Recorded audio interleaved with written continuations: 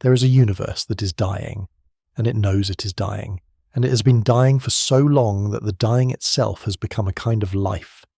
You do not need to be afraid of what you're about to hear. You're not here to be overwhelmed. You're here in this quiet hour to understand something vast from a great and restful distance, the way you might stand at the edge of an ocean at night and feel the immensity of the water not as a threat but as a presence, ancient and indifferent, and somehow, in its very indifference, deeply calming. The universe of the 41st millennium is that kind of ocean. It is enormous, it is dark, it is full of things that have been fighting for longer than our species has had words for fighting. And it is, for all of that, a place of extraordinary meaning, because it is a place where meaning has been paid for at a price so steep that every small piece of it that survives becomes precious in proportion to what it cost. Settle into wherever you are. Let the weight of the day release from your shoulders and your hands. The history is long and we will move through it slowly, and by the time we reach the other side of it, you will understand something that very few people who are not already devoted to this universe have ever been given the time and the quiet to understand. We begin at the beginning, which in this case is a very long time before anything you might recognize as a beginning. We begin in the dark. Before there was an Imperium, before there was an Emperor, before there was even a species that called itself humanity, in the way that humanity would eventually come to mean, there was the galaxy, turning in the dark as it had been turning for billions of years, and within it and alongside it, not quite inside the physical universe and not quite outside it either, there was something else. The place that would eventually be called the Warp, or the Immaterium, or by 100 other names that different species would give it across the long span of galactic history, was not always what it became. This is the first and in some ways the most important thing to understand about the universe of the 41st millennium, because almost everything that follows, every war, every tragedy, every act of desperate endurance, can be traced back to a change in the nature of this other place. A change so gradual that no single being witnessed it happening, and so total that by the time its consequences became undeniable, there was nothing left to do but live inside them. The warp is a dimension of pure psychic energy, a mirror held up to the emotional and spiritual life of every sentient creature that has ever existed, a place where thought and feeling are not metaphors for reality but are reality, where the accumulated weight of 10 billion years of conscious experience has crystallized into something that is not quite alive in any sense that physical life would recognize, and is not quite dead in any sense that physical death would recognize, but is instead something for which the physical universe has no adequate category, because the physical universe arrived at the problem of consciousness from only one direction, and the warp arrived at the same problem from the other side, and neither fully comprehends what it is looking at. In the earliest ages of the galaxy, before the rise of any of the species that would eventually tear it apart, and before the psychic noise of their wars had accumulated into anything capable of giving the warp a direction or a character, it was merely turbulent. The currents of psychic energy that flowed through it reflected the emotional lives of the oldest beings in the galaxy, the Old Ones and the Necrontyr, and the simple, uncomplicated biological churn of creatures that felt without thinking and thought without language. And those currents were complex and sometimes violent, but they were not malevolent, because malevolence requires a will behind it, and the warp in those ancient ages had currents but not yet a will, had energy but not yet intention, had the raw material of something terrible without yet having the thing itself. The Old Ones were the first great civilization, and they were very great indeed. They were a species so ancient that even the eldest of the beings who had come after them carried only fragments of legend about what they had actually been, and those fragments are themselves so old that the distinction between history and mythology that later, more self-conscious civilizations tend to maintain had long since dissolved,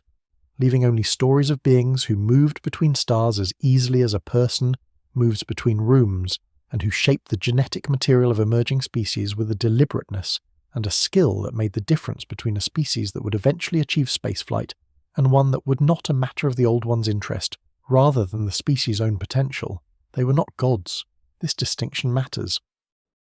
They were very old and very powerful and very knowledgeable, but they were mortal in the way that all physical beings are mortal, and they were fallible in the way that all beings possessed of genuine will are fallible, and the great war they fought and ultimately lost against the Necrontyr was a war that ended them. which is not something that gods are supposed to permit. The Necrontyr were, before their transformation, a species defined by the particular anguish of a people who die too easily. Their sun was a killing thing, bathing their homeworld in radiation that shortened lives and filled them with pain, and the civilization they built from that foundation was shaped in every dimension by their awareness of mortality, the way that an awareness of mortality tends to shape civilizations, toward either a desperate search for permanence or a furious consuming resentment of those who seem to possess it. The Old Ones, who were ancient and who moved through the galaxy in what appeared from the outside to be a condition of blithe immortality, attracted both impulses simultaneously, and the war that resulted was one of the longest and most consequential in galactic history, not because of what it destroyed, though it destroyed enormously, but because of what the Necrontyr did to themselves in order to win it. The Citan were star gods, which is less a poetic description than a literal one. They were beings of living metal and stellar energy, who fed on the radiation of stars, who had existed since the early universe in a state of simple, vast, and essentially mindless hunger, who had never been worshipped, and had never sought worship, and had never had any relationship with biological life, because biological life had not previously been capable of offering them anything they needed. What the Necrontyr offered them, in their desperation for weapons capable of matching the Old Ones, was bodies, the biotransference, the transfer of every Necrontyr consciousness from its biological housing into a body of living metal, the soulless and near-mortal material that the Citan had always inhabited, and that the Necrontyr now entered in exchange for the Citan's power, and the Citan's hunger being turned against the Old Ones rather than the stars. The transaction was, in the precise sense of the word, a bargain. Each party received something, and each party paid a price that the receiving party had not fully communicated in advance. What the Necrontyr received was immortality, and a form of power sufficient to drive the Old Ones from the stars. What they lost in the process was everything that made the immortality worth having. Biotransference did not transfer the soul. It transferred the pattern of a mind, the architecture of a consciousness, but the animating principle that had given that consciousness its warmth and its fear and its love and its grief, the thing that in later ages would be called the soul and understood as a presence in the warp, was stripped away in the crossing, left behind in the biological bodies that the Necrontyr abandoned, dissipating into the warp with no destination and no voice and no way back. What moved in the new metal bodies was accurate, was functional, was recognizably continuous with the person who had entered the process, but it was continuous in the way that a perfect portrait is continuous with the living face, all the information, none of the warmth. The Old Ones were broken by the Necron armies, their civilization shattered across multiple fronts simultaneously, their accumulated wisdom and their genetic projects, and their careful shaping of younger species unable in the end to withstand an enemy that did not die in the ordinary sense and did not feel in the ordinary sense, and did not tire or despair or hesitate in the way that biological beings tire and despair and hesitate when a war goes on for long enough that the original reasons for it have become difficult to remember. The Old Ones fell, and in their falling they left behind them the species they had shaped and seeded throughout the galaxy, and among those species were the ancestors of the Eldar, and among the Eldar there was the seed of a catastrophe so enormous that it would crack the sky and birth a god from the accumulated psychic weight of an entire civilization's desire. But that is a later story, and it will come in its own time. What matters now, at the foundation of everything that follows, is this. The Old Ones are gone. The Necrons, their purpose exhausted, went into a sleep of 60 million years. The Citan shattered and stored, and the Necron nobility locked into a stasis from which they would not emerge until the galaxy had filled itself with new civilizations and new wars and new reasons for ancient empty things to wake and walk among the living. And the warp, which had absorbed the psychic aftermath of their war and the psychic weight of every species that had suffered through it, was no longer merely turbulent. It had begun, in its slow, enormous geological way, to develop something that in a biological creature would be called character. The characters it was developing were not gentle ones. They were being made from everything that lived had ever felt most deeply and most darkly, and they were taking shape in the void between the stars at the same time that humanity, on a small and unremarkable world on one of the galaxy's unfashionable spiral arms, was learning to build fire. The age of strife when it came to humanity came without warning and without mercy, and without any apparent awareness that the species it was breaking had only just, by the standards of galactic history, learned to stand upright. The warp storms that severed every human world from every other human world were not targeted. They were the first visible symptom of the warp's new character, the first large-scale expression of the fact that something in the psychic dimension of the universe had changed, that the currents which had always been turbulent were now also intentional, that the storms had behind them not just energy, but something uncomfortably close to desire. For 5,000 years, human colonies on 10,000 worlds faced whatever they faced alone, without supply lines or communication, or the knowledge that anyone else was still alive. And the things that humanity built in those years of isolation were not always the things that a species with time and safety tends to build. They were harder things, stranger things, things shaped by the specific pressures of specific kinds of desperation, and many of them were things that the species would carry forward into its later history in ways that would take 10,000 more years to fully understand. It was during the Age of Strife that the Psychers emerged in numbers that could no longer be ignored. Human beings had always possessed a latent sensitivity to the warp.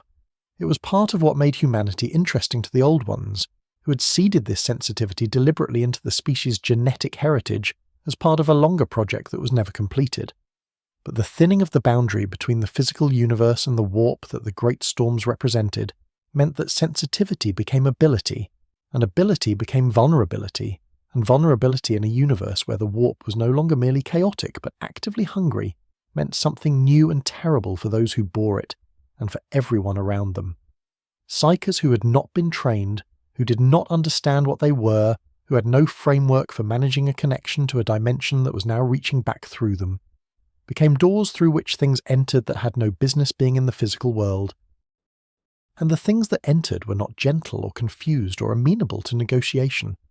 They were expressions of the warp's new will, and the warp's new will had been made from everything that lived had ever feared.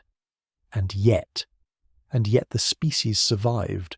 Not intact, not without scars so deep that some of them would still be visible 10,000 years later, but it survived, on world after world after world, in the particular stubborn way that humanity has always survived things that should by any reasonable accounting have ended it,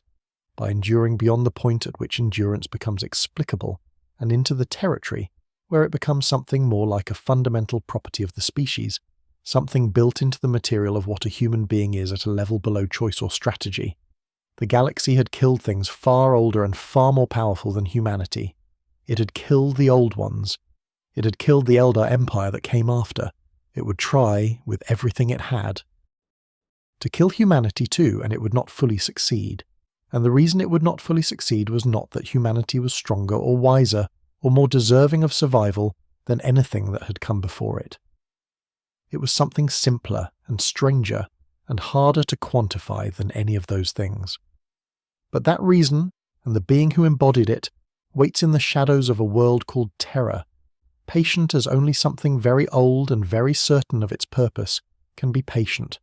watching the storm and knowing, in the way that only something capable of a very long view can know, that the storm has almost finished, and that the moment is almost here, and that everything that has happened across all the long and terrible ages of the galaxy's dying has been, in its own way, preparation for what comes next. The figure who had been waiting in the shadows of Terra was not waiting,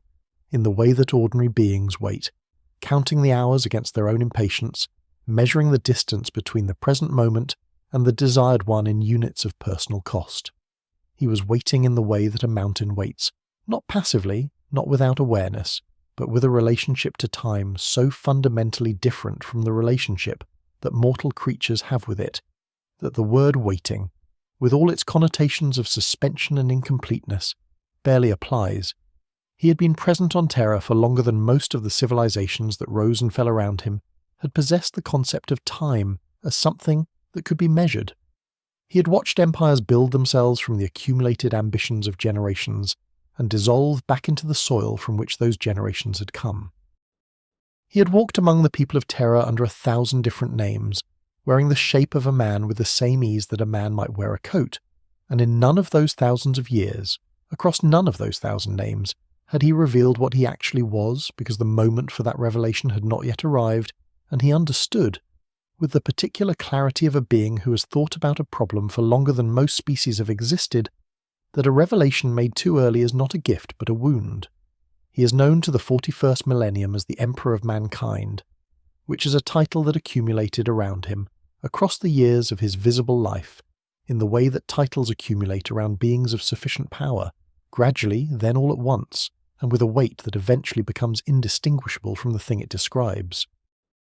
But the Emperor is not simply a man who became an emperor, and the nature of what he actually is represents one of the deepest and most carefully considered questions in the lore of this universe,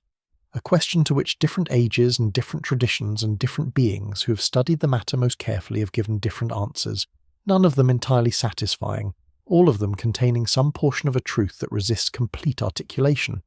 The account that the oldest and most credible sources preserve is this. In the earliest ages of humanity, before the species had spread to the stars and before the warp had acquired its present character,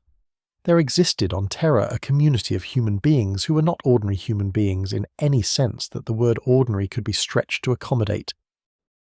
They were shamans, which is a word that covers a great deal of variation in what specific individuals actually were and what they actually did,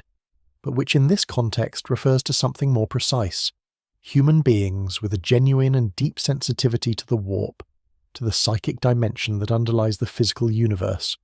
a sensitivity that gave them access to knowledge and capability that their contemporaries could not account for within any framework they possessed, and therefore accounted for within the only framework available to them, which was the framework of the sacred. These shamans were, in the language of later ages, powerful psychers, though the concept of a psyker as a defined and understood category of human being did not yet exist, because the understanding that the warp was a real dimension, with real properties and real dangers, had not yet been arrived at. They knew only that they could do things that others could not, and that the doing of those things had a cost, and that the cost was eventually fatal, and that when they died they were taken by something in the place their abilities touched, something that in those early ages was less organized and less hungry than what it would later become, but that was not safe, had never been safe, and consumed what it took without awareness of having consumed anything at all. What these shamans understood, in the accumulated wisdom of their long and careful practice, was that this consumption was a problem not merely for themselves, but for the species. Every human psyker who died without guidance, without protection, without the framework to manage what their sensitivity made them vulnerable to, was a small door left open into a dimension that was not friendly to the things it received. The damage was slow. In those early ages, with so few psykers and the warp so relatively calm, the individual losses were grievous but not catastrophic. But the shamans, who had spent their lives learning to think about the long arc of things, understood that the species was growing, that its psychic potential was growing with it, and that the problem which was presently manageable by the loss of individuals would eventually, if nothing were done, become unmanageable by any means available to a species that had not prepared for it. And so they did something that requires, even at this enormous distance, a moment of stillness to fully appreciate. They chose to die all at once. The specifics of the ritual are not preserved in any source that can be fully trusted, because the event itself predates writing, and the oral traditions that carried it forward were inevitably reshaped by the later existence of the being whose origin they described. What is understood is that a gathering of shamans drawn together from across the ancient world performed an act of deliberate collective self-sacrifice, pouring the accumulated psychic energy of all their lives and all their power and all their carefully cultivated wisdom into a single vessel, a single human soul that would be born from the act of their combined ending, carrying forward not just their power, but something of their intention, their long view, their understanding of what the species needed from the being they were creating. The being that was born, or that came into existence, or that was reconstituted, the grammar of it resisting any confident formulation, was therefore not entirely a new thing. He was the distillation of something ancient, the condensation of a practice that had been refining itself across millennia, in preparation for a work that none of its individual practitioners could have completed alone. Whether the Emperor thinks of himself as continuous with those shamans, Whether he experiences their memories as his own or as something more like an inheritance is one of the questions to which no certain answer exists. What can be observed from the outside is that he behaved, across the long years of his hidden life on Terra,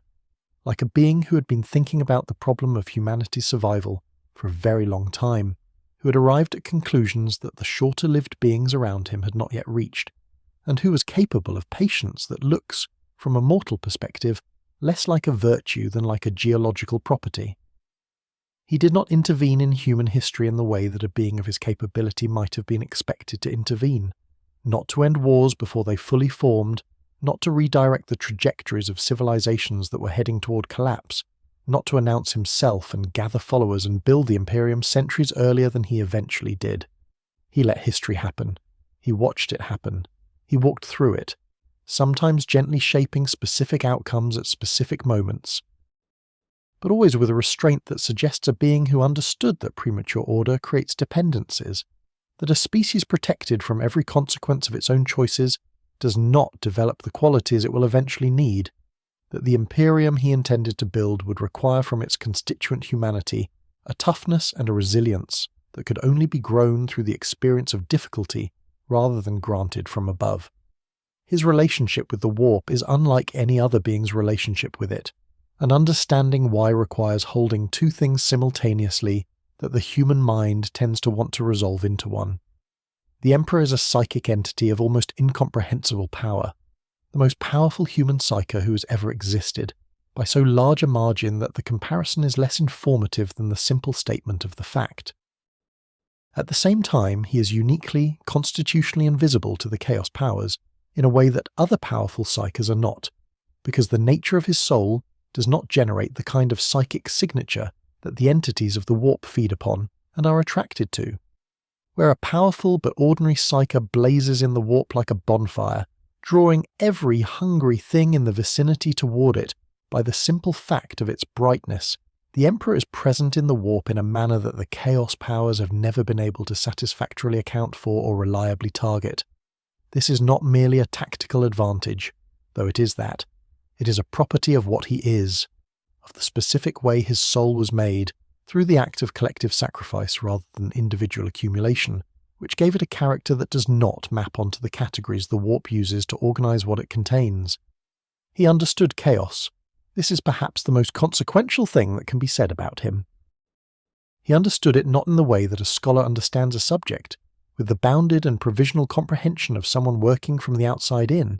but in the way that a being who has existed alongside it since its formation understands it, from the inside, from proximity, from the long observation of something that grew from very nearly nothing into the defining spiritual catastrophe of the galaxy over the course of his own lifespan.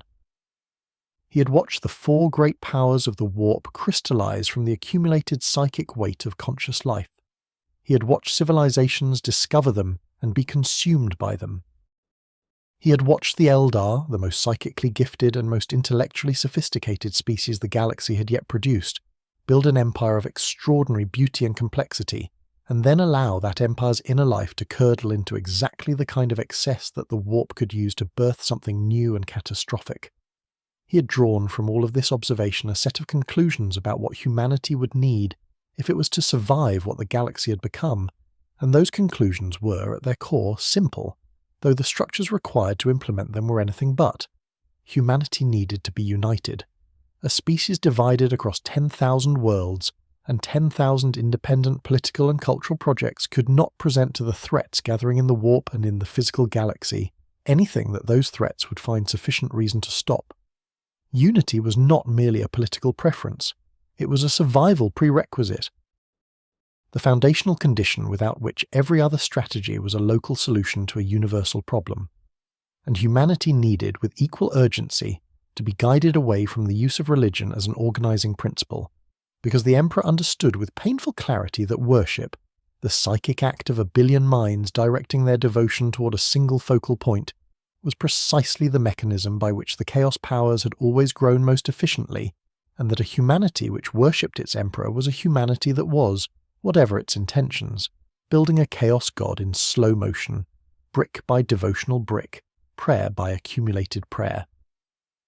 These two convictions, the necessity of unity and the necessity of secular rationalism in place of faith, shaped everything he did when he finally stepped out of the long shadows of his hidden life and into the light of history as himself, bearing his own name and his own face. On the soil of a Terra that the Age of Strife had left broken and barbarous and ready, in its exhaustion for something it had not seen before. He was not young. He was not, in any meaningful sense, the same kind of being as the people he was about to ask to follow him. But he wore a human face, and he spoke in human language, and he offered human beings the thing that human beings in the aftermath of 5,000 years of isolation and suffering most desperately needed, which was the credible promise that someone with the power and the wisdom and the will to act on that power and wisdom was, at last, paying attention. The Unification wars that followed were brutal in the way that all wars are brutal, because wars are always brutal regardless of how necessary they are or how carefully their necessity has been calculated. But they were also, from the distance of 10,000 years, something else. The first visible act of a plan so vast and so long considered that most of the beings swept up in its execution could not perceive its full shape, could only feel that the figure at its centre was moving with a purposefulness that was different in kind from ordinary ambition, different in kind from ordinary conquest, carrying within it the weight of something that had been carried for a very long time and was now, finally, being set down into the world where it might do the work it had been made to do. He stood at last in the open, on a world that was learning once again to recognise the difference between the night and the dawn, and the 10,000 years of watching and waiting were over, and the work was about to begin, and he understood better than anyone what the work would cost, and he chose it anyway. With the clear-eyed completeness of a being who has had longer than most to make peace with the price of the things that matter, the work that began on Terra was not the work that most of the beings who witnessed its beginning believed they were witnessing. To the warlords who bent the knee in the city-states that opened their gates, and the scattered populations of a broken world who looked up from their survival and saw for the first time in 5,000 years something that resembled a coherent future. The Unification Wars were what they appeared to be, a military and political project, the consolidation of a fractured world under a single authority capable of projecting force and establishing order across the full breadth of a planet that had forgotten what order felt like, and they were that. The Emperor was not performing unity while pursuing something else entirely. The unity was real, and it was necessary.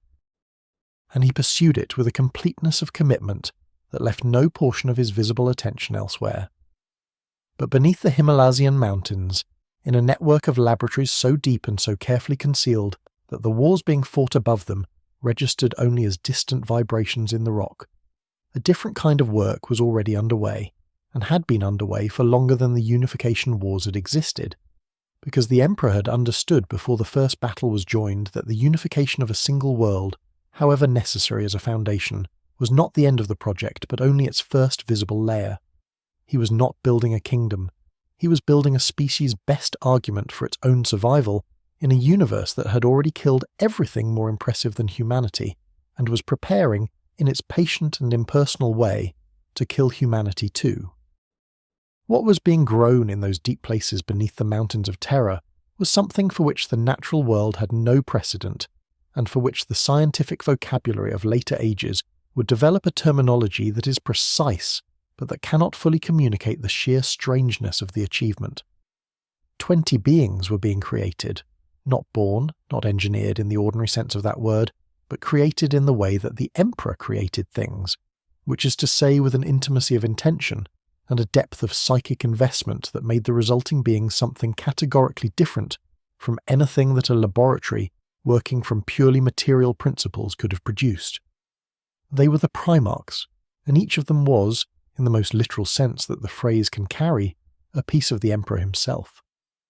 The mechanism by which they were made drew upon the same understanding of the relationship between the physical and the psychic that underpinned everything the Emperor did.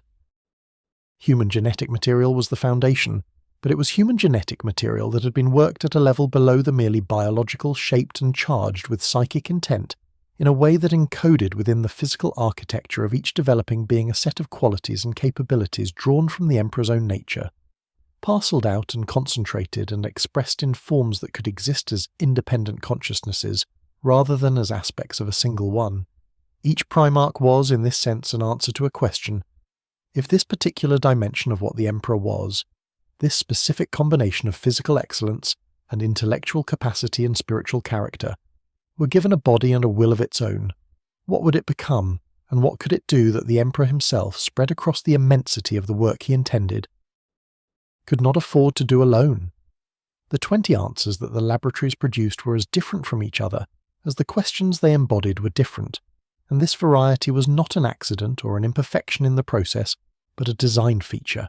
a deliberate recognition that the work of reuniting a galaxy's worth of human worlds would require not one kind of excellence but many,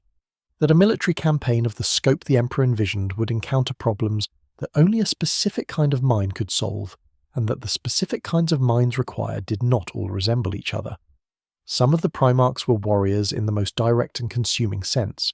beings whose understanding of conflict was so complete and so deeply instinctive that they could read the shape of a battle the way a musician reads a score, perceiving in the apparent chaos of engagement a structure and a logic that less gifted commanders would miss entirely.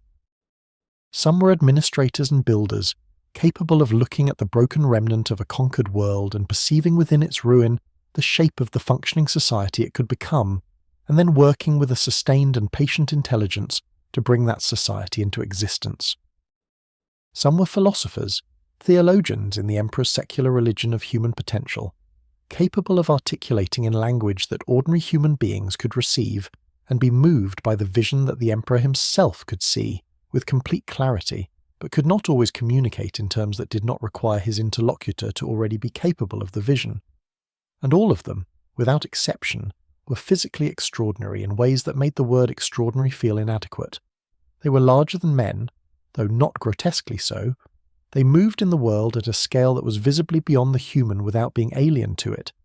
occupying the same spaces that ordinary human beings occupied, but filling those spaces with a presence that was felt before it was seen, the way that the presence of something very powerful tends to be felt before it is seen, as a slight thickening of the air. A subtle reorientation of attention toward the source. They could not be killed by the things that killed ordinary men. They healed from wounds that would have ended any other biological creature. They processed information at speeds and with a depth of simultaneous analysis that made their apparent spontaneity in complex situations. The decision made in a fraction of a second that turned out to be correct, not by intuition, but by calculation too fast for observers to follow. One of the qualities that those who served under them found most difficult to fully account for.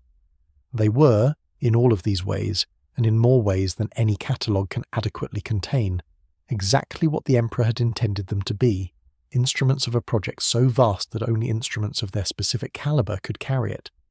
Before the Primarchs, there were the Thunder Warriors, and their story is one that the histories of the Imperium have never found a comfortable way to tell, for reasons that reflect something true and not entirely flattering about the nature of the project that created and then disposed of them. The Thunder Warriors were the Emperor's first attempt at the creation of enhanced soldiers, the prototype that preceded the more refined and more sustainable technology that would eventually produce the Space Marine Legions, and they were, within the parameters of what they were designed to do, extraordinarily effective.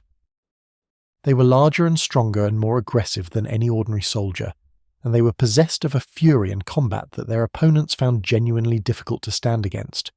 A fury that was not entirely a product of training or will, but was partly a consequence of the enhancements themselves, which had been designed for maximum immediate effectiveness, with less attention paid to the question of what the enhanced soldiers would be like to live with or live alongside when they were not currently needed for the immediate effectiveness they had been designed to provide. The Emperor used them to unify Terra, and they were sufficient for that purpose, and when Terra was unified and the Thunder Warriors' purpose was therefore complete, he did not retain them.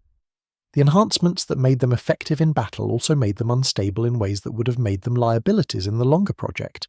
and the Emperor, who thought in terms of the longer project with an exclusivity that could appear, to those who encountered its consequences from the outside as a form of coldness, made the decision that the Thunder Warriors who had won his world for him would not be permitted to outlive their usefulness. They were not betrayed in any simple or dramatic sense. They were not gathered and executed. They were allowed, through the gradual withdrawal of the medical support that the instability of their enhancements required, to decline, and most of them understood what was happening.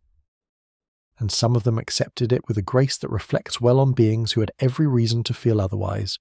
and some of them did not accept it, and the ones who did not accept it were dealt with in the manner that the Emperor's forces dealt with things that needed to be dealt with, which is to say efficiently and without excessive ceremony. This is not a story that the Imperium of the 41st millennium tells about itself with any enthusiasm. It sits in the history like a stone in still water, disturbing the surface of a narrative that would prefer to move more cleanly from the Emperor's hidden origins to the glory of the Great Crusade without pausing at this particular moment. But it is true, and it is relevant, because it is among the first and clearest demonstrations of something that anyone who wishes to understand the Emperor clearly must eventually come to terms with. He was capable of genuine love for humanity as a project, as a species, as the object of a devotion so total that he had shaped his entire existence around the work of its preservation, and he was simultaneously capable of a quality in his treatment of individual humans and individual human lives that those individual humans and individual human lives experienced, quite reasonably, as the absence of love. The Thunder Warriors were necessary. Their removal was, from the perspective of the longer project, necessary. The Emperor understood both of these things with complete clarity. What he did not always demonstrate with equal clarity was the understanding that the beings on the other side of a necessary decision are still beings, and that necessity does not dissolve the weight of what is done in its name. The Primarchs were almost ready when the catastrophe occurred. The laboratories had been doing their work across the years of the Unification Wars, the 20 developing consciousnesses moving through the stages of their extraordinary gestation,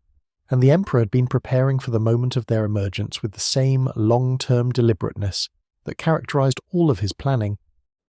Thinking through the role that each would play in the campaign ahead, and the relationship he would build with each one, and the specific ways in which the qualities he had distilled into each of them would map onto the specific challenges of a galaxy that needed to be reclaimed. And then the Chaos Powers intervened, which is the moment at which the galaxy's fundamental character, its insistence on denying even the most carefully constructed plans their promised outcomes, asserted itself against the Emperor's preparations with a precision that suggests the Chaos Powers understood on some level the nature of what was being grown beneath the Himalaysian mountains, and what it would mean for them if those growths were permitted to mature undisturbed. The Primarchs were taken from their cradles and scattered across the galaxy. The mechanism was a ritual of extraordinary power, a tearing of reality in the space of the laboratory itself. And it happened too quickly and too completely for any response to be possible. One moment the 20 were there, and the next moment they were gone, distributed across a galaxy of 100,000 worlds by a working of chaos that cared nothing for where they landed or what they landed in, or what the conditions of their emergence into the physical world would mean for the beings they were supposed to become. Some fell to worlds that were hospitable, some fell to worlds that were not. All of them fell alone, without the Emperor, without each other, without the context that would have allowed them to understand from the beginning what they were and why they had been made, and what they were intended to do with the extraordinary natures they found themselves inhabiting. The Emperor's response to their loss was not recorded in any source as an emotional event, because the Emperor did not record his emotional events in forms that survived. And those who observed him from the outside in those years describe only the quality of his purposefulness, which did not visibly change. He rebuilt. He adapted. He took the genetic material that the Primarchs had left behind in the laboratories, traces sufficient to work from, though not sufficient to recreate what had been taken,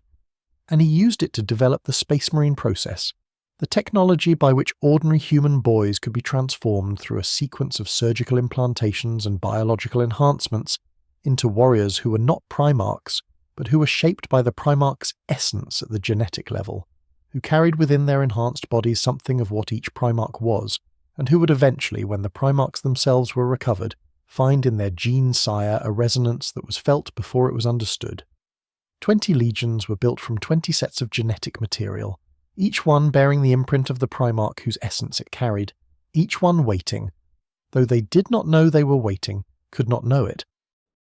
had no framework for understanding the absence of the one who should have stood at their head, for the recovery that the Great Crusade would eventually accomplish, world by world, Primarch by Primarch, the long work of finding what had been scattered and returning it to the purpose for which it had been made.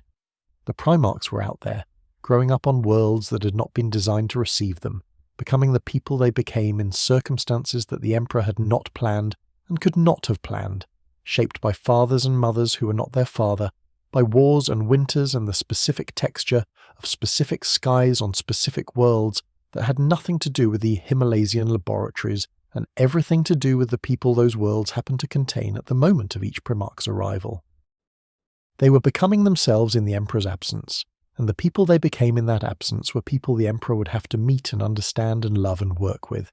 And some of them he would succeed at this, and some of them he would not, and the ones he would not fully succeed at loving across the distance of what they had separately become were the ones who would, in the end, bring the whole bright edifice of the Great Crusade to the edge of ruin. But the legions were ready, and Terra was unified,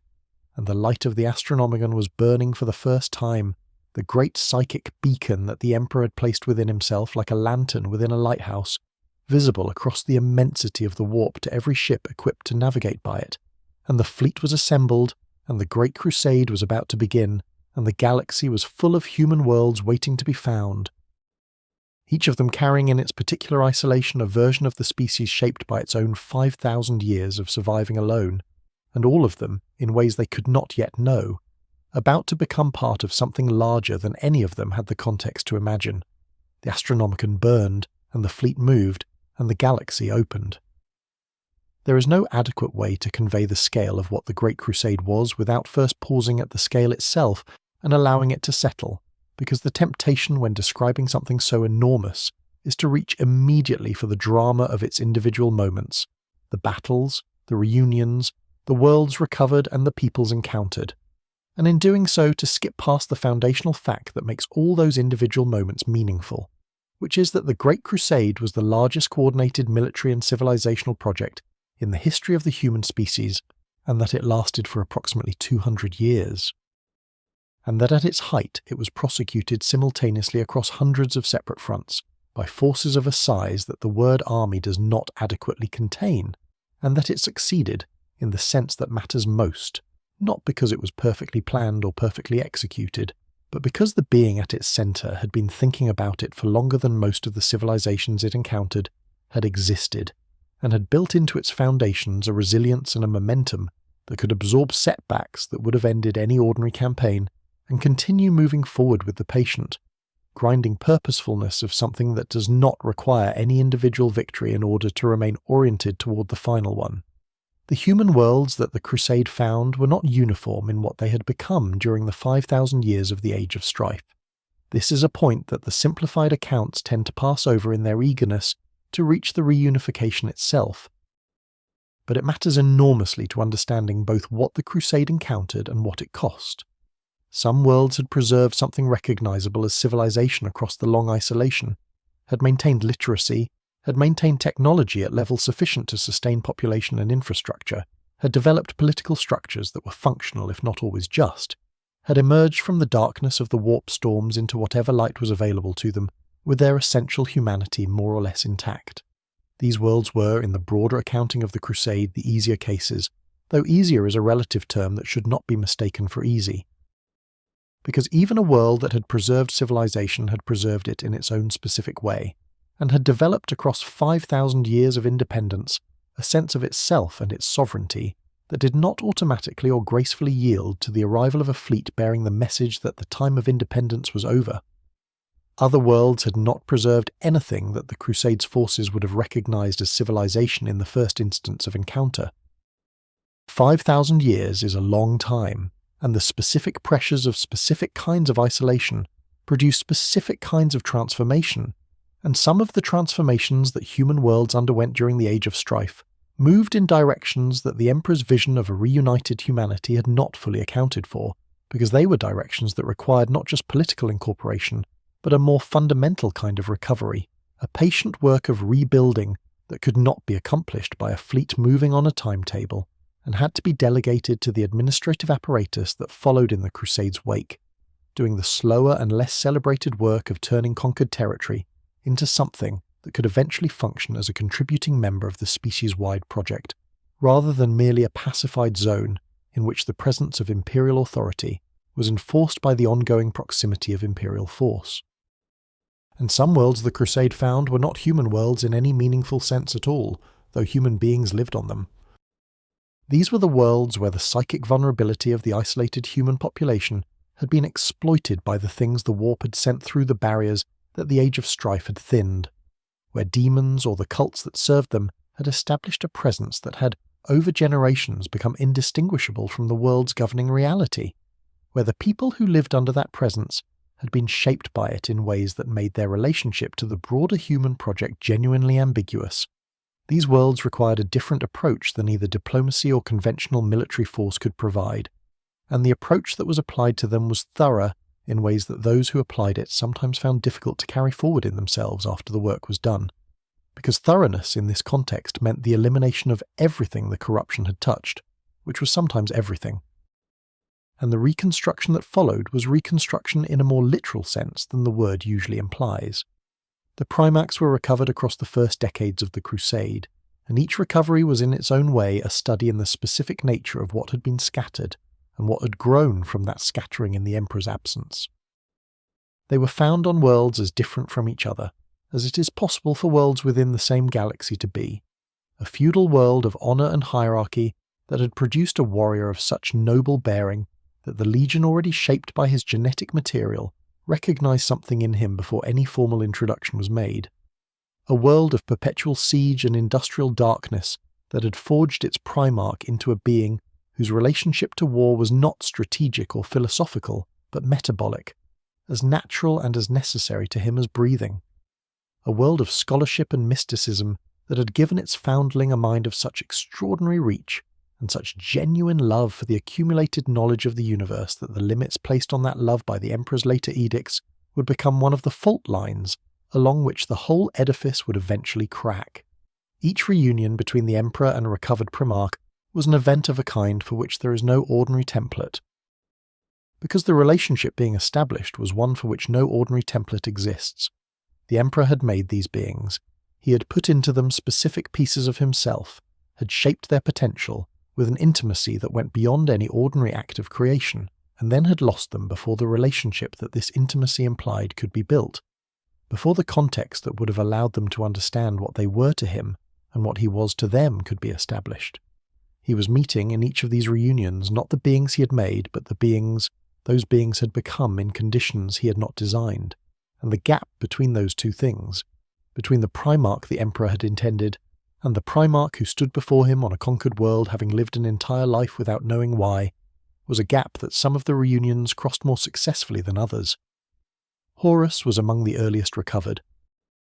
and the relationship that developed between the Emperor and the Primarch of the 16th Legion in those early years of the Crusade established itself with a completeness and a warmth that neither of them seemed to find surprising, as though the connection that the Emperor had built into Horus's making was simply recognising itself when the two finally stood in the same space. Horus was everything that his genetic inheritance had promised he would be, a commander of extraordinary natural authority, a diplomat whose intelligence was matched by a genuine interest in the beings he encountered, a brother to the other Primarchs, in a way that made his relationships with them generative rather than merely functional, drawing out from each of them something closer to their best self than they consistently achieved alone. The Emperor named him War Master early in the Crusade, which was not merely a military appointment, but a signal to every other Primarch about the nature of the relationship the Emperor had with Horus, and the degree of trust he was prepared to extend to the one he considered the finest of them all. The Imperial truth was the Crusade's philosophical foundation, and it is important to understand it clearly because the failure to understand it clearly was itself one of the mechanisms of the heresy that followed. The Emperor's prohibition on religion, his insistence that the Imperium be built on a foundation of rational materialism, on the understanding that the universe was governed by comprehensible principles, and that humanity's future lay in the mastery of those principles rather than in supplication to forces beyond them, was not the simple-minded atheism that its critics, then and later, sometimes characterized it as. He knew, with a completeness of knowledge that none of his contemporaries fully shared, that the gods of the warp were real. He knew that worship fed them, that the psychic energy of belief directed toward a powerful focal point accumulated in the warp as a resource that the entities there could draw upon and grow from. He was not telling humanity that the supernatural did not exist. He was telling it that the supernatural was a category of real phenomenon that humanity needed to learn to relate to without the vulnerability that reverence creates, and that the specific vulnerability created by religious faith, the openness of the worshipping mind, the psychic channel that devotion establishes between the believer and the object of belief, was one that the Chaos powers had used to destroy far more sophisticated civilizations than humanity, and would use to destroy humanity too if humanity did not build a culture capable of closing it. This was correct. It was also, as a strategy for the governance of a species, profoundly difficult to implement at scale, because human beings are not, at the level of their deepest psychology, constitutionally indifferent to the question of meaning and the imperial truth for all its genuine wisdom, offered in place of the comfort of faith only the cold and demanding satisfaction of understanding, which is a different thing, and a lesser consolation in the moments when consolation is most needed. The soldiers of the Great Crusade died on 100,000 worlds, and were told that their deaths had meaning, because they served the project of humanity's survival, which was true, and were told that there was nothing waiting for them beyond the deaths themselves, which the Emperor believed, and which may also have been true, but which was not what people who are dying tend to most want to hear. The tension between what the imperial truth required of human psychology and what human psychology actually needed was not visible as a structural problem during the height of the Crusade, because the Crusade's momentum and its genuine achievements gave the beings prosecuting it sufficient reasons for the commitment it demanded. But the tension was there, accumulating quietly beneath the surface of the project, and it would eventually find a form. The 200 years of the Great Crusade were not 200 years of unbroken success, and it would misrepresent the achievement to describe them as such. There were campaigns that cost more than anyone had anticipated. There were worlds that resisted with a tenacity and a capability that required the full weight of a legion to overcome and left that legion diminished in ways that took decades to repair. There were decisions made at the level of individual Primarchs that the Emperor would not have made, and that produced consequences that had to be managed rather than celebrated. The Primarchs were not perfectly obedient instruments. They were independent beings of vast capability and genuine conviction, and their convictions sometimes diverged from the Emperor's in ways that could not be resolved by authority alone and could only be managed by the kind of ongoing relationship that the Emperor was not always able to sustain across the distances that the Crusade imposed between them. But the worlds accumulated, and the count of recovered human planets rose across the decades from thousands to tens of thousands, and the Imperium that was being built in the wake of the military advance was, for all its imperfections and all its costs, a genuine achievement of the kind that the galaxy had not previously seen from humanity. A coherent, functioning, expanding civilization that was doing what the Emperor had always believed humanity was capable of doing, which was surviving, and more than surviving, building something that might eventually deserve the name of a future. It was at the height of this achievement that the Emperor made the decision that, in the accounting of 10,000 subsequent years, would come to be seen as the moment when everything that followed became possible. He had been prosecuting the Crusade from the front, leading campaigns personally, his presence at the decisive moment of contested engagements, a fact so regular that the legions had come to understand his involvement as a resource that would be available when it was most needed. And then he withdrew that presence. He returned to Terra, to the project beneath it, to the work in the dungeons of the Imperial Palace that he believed was necessary for the long-term survival of the species at a level deeper than any military campaign could address, the Webway Project, the attempt to give humanity access to the ancient network of stable warp tunnels that the Eldar had built and largely abandoned, which would free the Imperium from its dependence on warp travel and the vulnerabilities that dependence created. He left Horus in command. This was not a careless decision, and it was not made without consideration of what it meant and what it asked of the one he was leaving behind. Horus was the War Master. He was the most capable military mind the Crusade possessed. He was trusted by his brothers and loved by the soldiers he commanded, and respected even by the worlds that had found themselves on the receiving end of his campaigns. Because Horus was one of those rare commanders who managed to be effective without being cruel, thorough without being indiscriminate, possessed of the will to do what winning required without losing, in the doing of it, the qualities that made the winning worth having. The Emperor trusted him with everything, and by the accounting of everything the Emperor knew, the trust was warranted. What the Emperor could not account for in the calculations that led him back to Terra, was the specific shape that a wound would take in a being who had never been wounded in a way that mattered, and the specific use that very old and very patient powers would make of a door they had been looking for since before the Great Crusade began. The door the Chaos powers had been looking for was not a weakness in the ordinary sense. It was not a flaw, not a crack in an otherwise sound foundation, not the kind of vulnerability that a less gifted being would have possessed, and that only appeared remarkable because it existed in someone so extraordinary. It was, in the precise and terrible way that the best corruptions always are, an extension of a strength, the specific strength that made Horus who he was, turned by patient and invisible degrees toward an angle from which it could be used against him. To understand how that turning was accomplished, it is necessary first to understand what was being turned, which means understanding Horus Lupercal not as the figure of tragedy that 10,000 years of subsequent history have made him, but as the being he was before the tragedy found him, in the long years when he was simply the finest of the Emperor's sons, and the weight he carried was the weight of excellence rather than the weight of ruin. Horus was not the most powerful of the Primarchs in any single dimension. He was not the greatest warrior. That distinction belonged to others, whose relationship to combat was more consuming and more singular than his. He was not the most gifted psyker, not the most accomplished scholar, not the most technically brilliant commander in the narrow sense of technical brilliance as the mastery of logistics and the reading of terrain. What he possessed, and what made him something that exceeded any of those individual superlatives, was a quality that is rarer than any of them, and more difficult to describe with precision, because it operates in the space between capabilities, rather than in the capabilities themselves. He understood people, not in the abstract, not as categories, or as tactical resources or as variables in a calculation, but specifically and individually, with a warmth of attention that the people he turned it on felt as something close to being truly seen, which is among the most powerful things that one being can offer another, and which Horus offered with an apparent effortlessness that made the gift feel natural rather than deliberate. This quality expressed itself differently in different contexts, and tracking its expression across the different dimensions of his life gives something like a complete portrait of what made him irreplaceable. In battle, it manifested as an instinctive understanding of what his soldiers needed from him at each specific moment, when they needed him to be the figure at the front, absorbing the psychological weight of the advance so that they could move forward in his wake,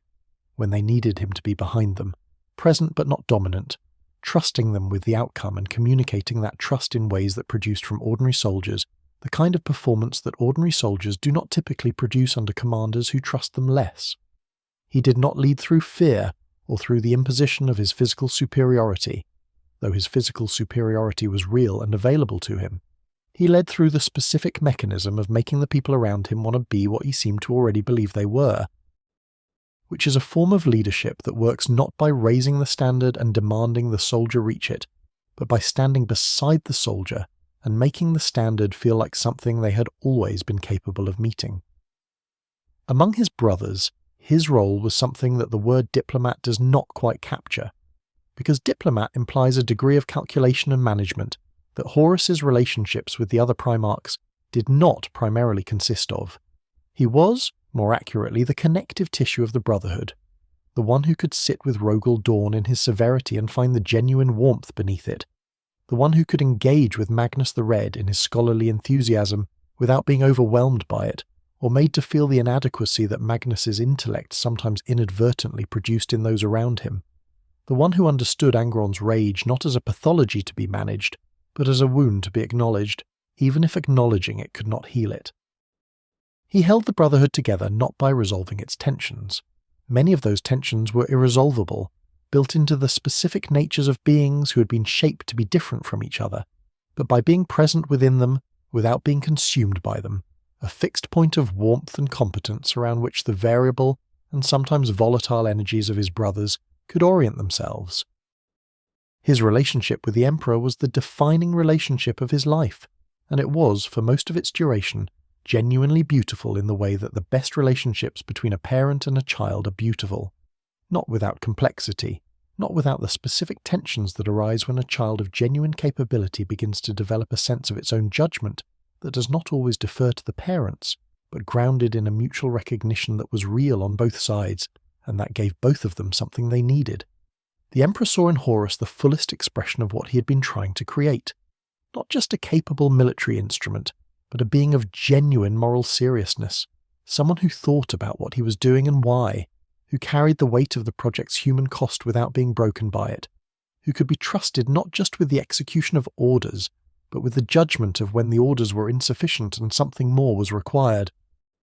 Horus, for his part, understood the Emperor with an accuracy that most of the other Primarchs did not achieve, understood the loneliness of his father's position, the specific isolation of a being whose temporal scale was so different from everyone around him that genuine connection across that difference required from the other party an imaginative effort that most beings could not sustain, and Horus sustained it, not as a performance of understanding, but as an expression of a genuine desire to know the person behind the project. This is why the appointment as War Master was not merely a military promotion. It was the Emperor's most complete act of trust, his acknowledgement that among all the beings he had made, Horus was the one he most fully saw and most fully believed in, and it was also, in the way that complete trust sometimes functions, a weight whose dimensions Horus had not fully anticipated bearing alone.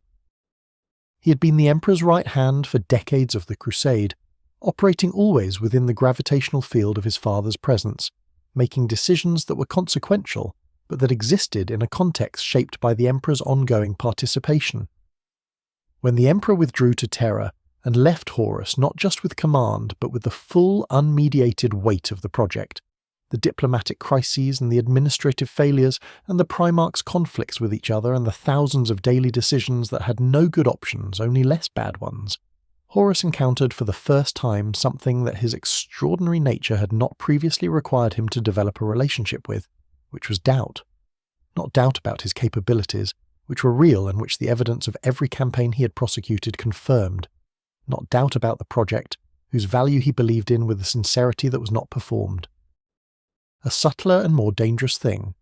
doubt about the relationship between his judgment and his father's, about whether the decisions he was making alone were the decisions that the Emperor, had he been present, would have recognized as expressions of the same vision they shared, or whether the distance between Terra and the front was also a distance between two understandings of what the project was for and what it was permitted to cost. This doubt was new to him, and he did not have the framework for it that a being who had experienced doubt more regularly might have developed,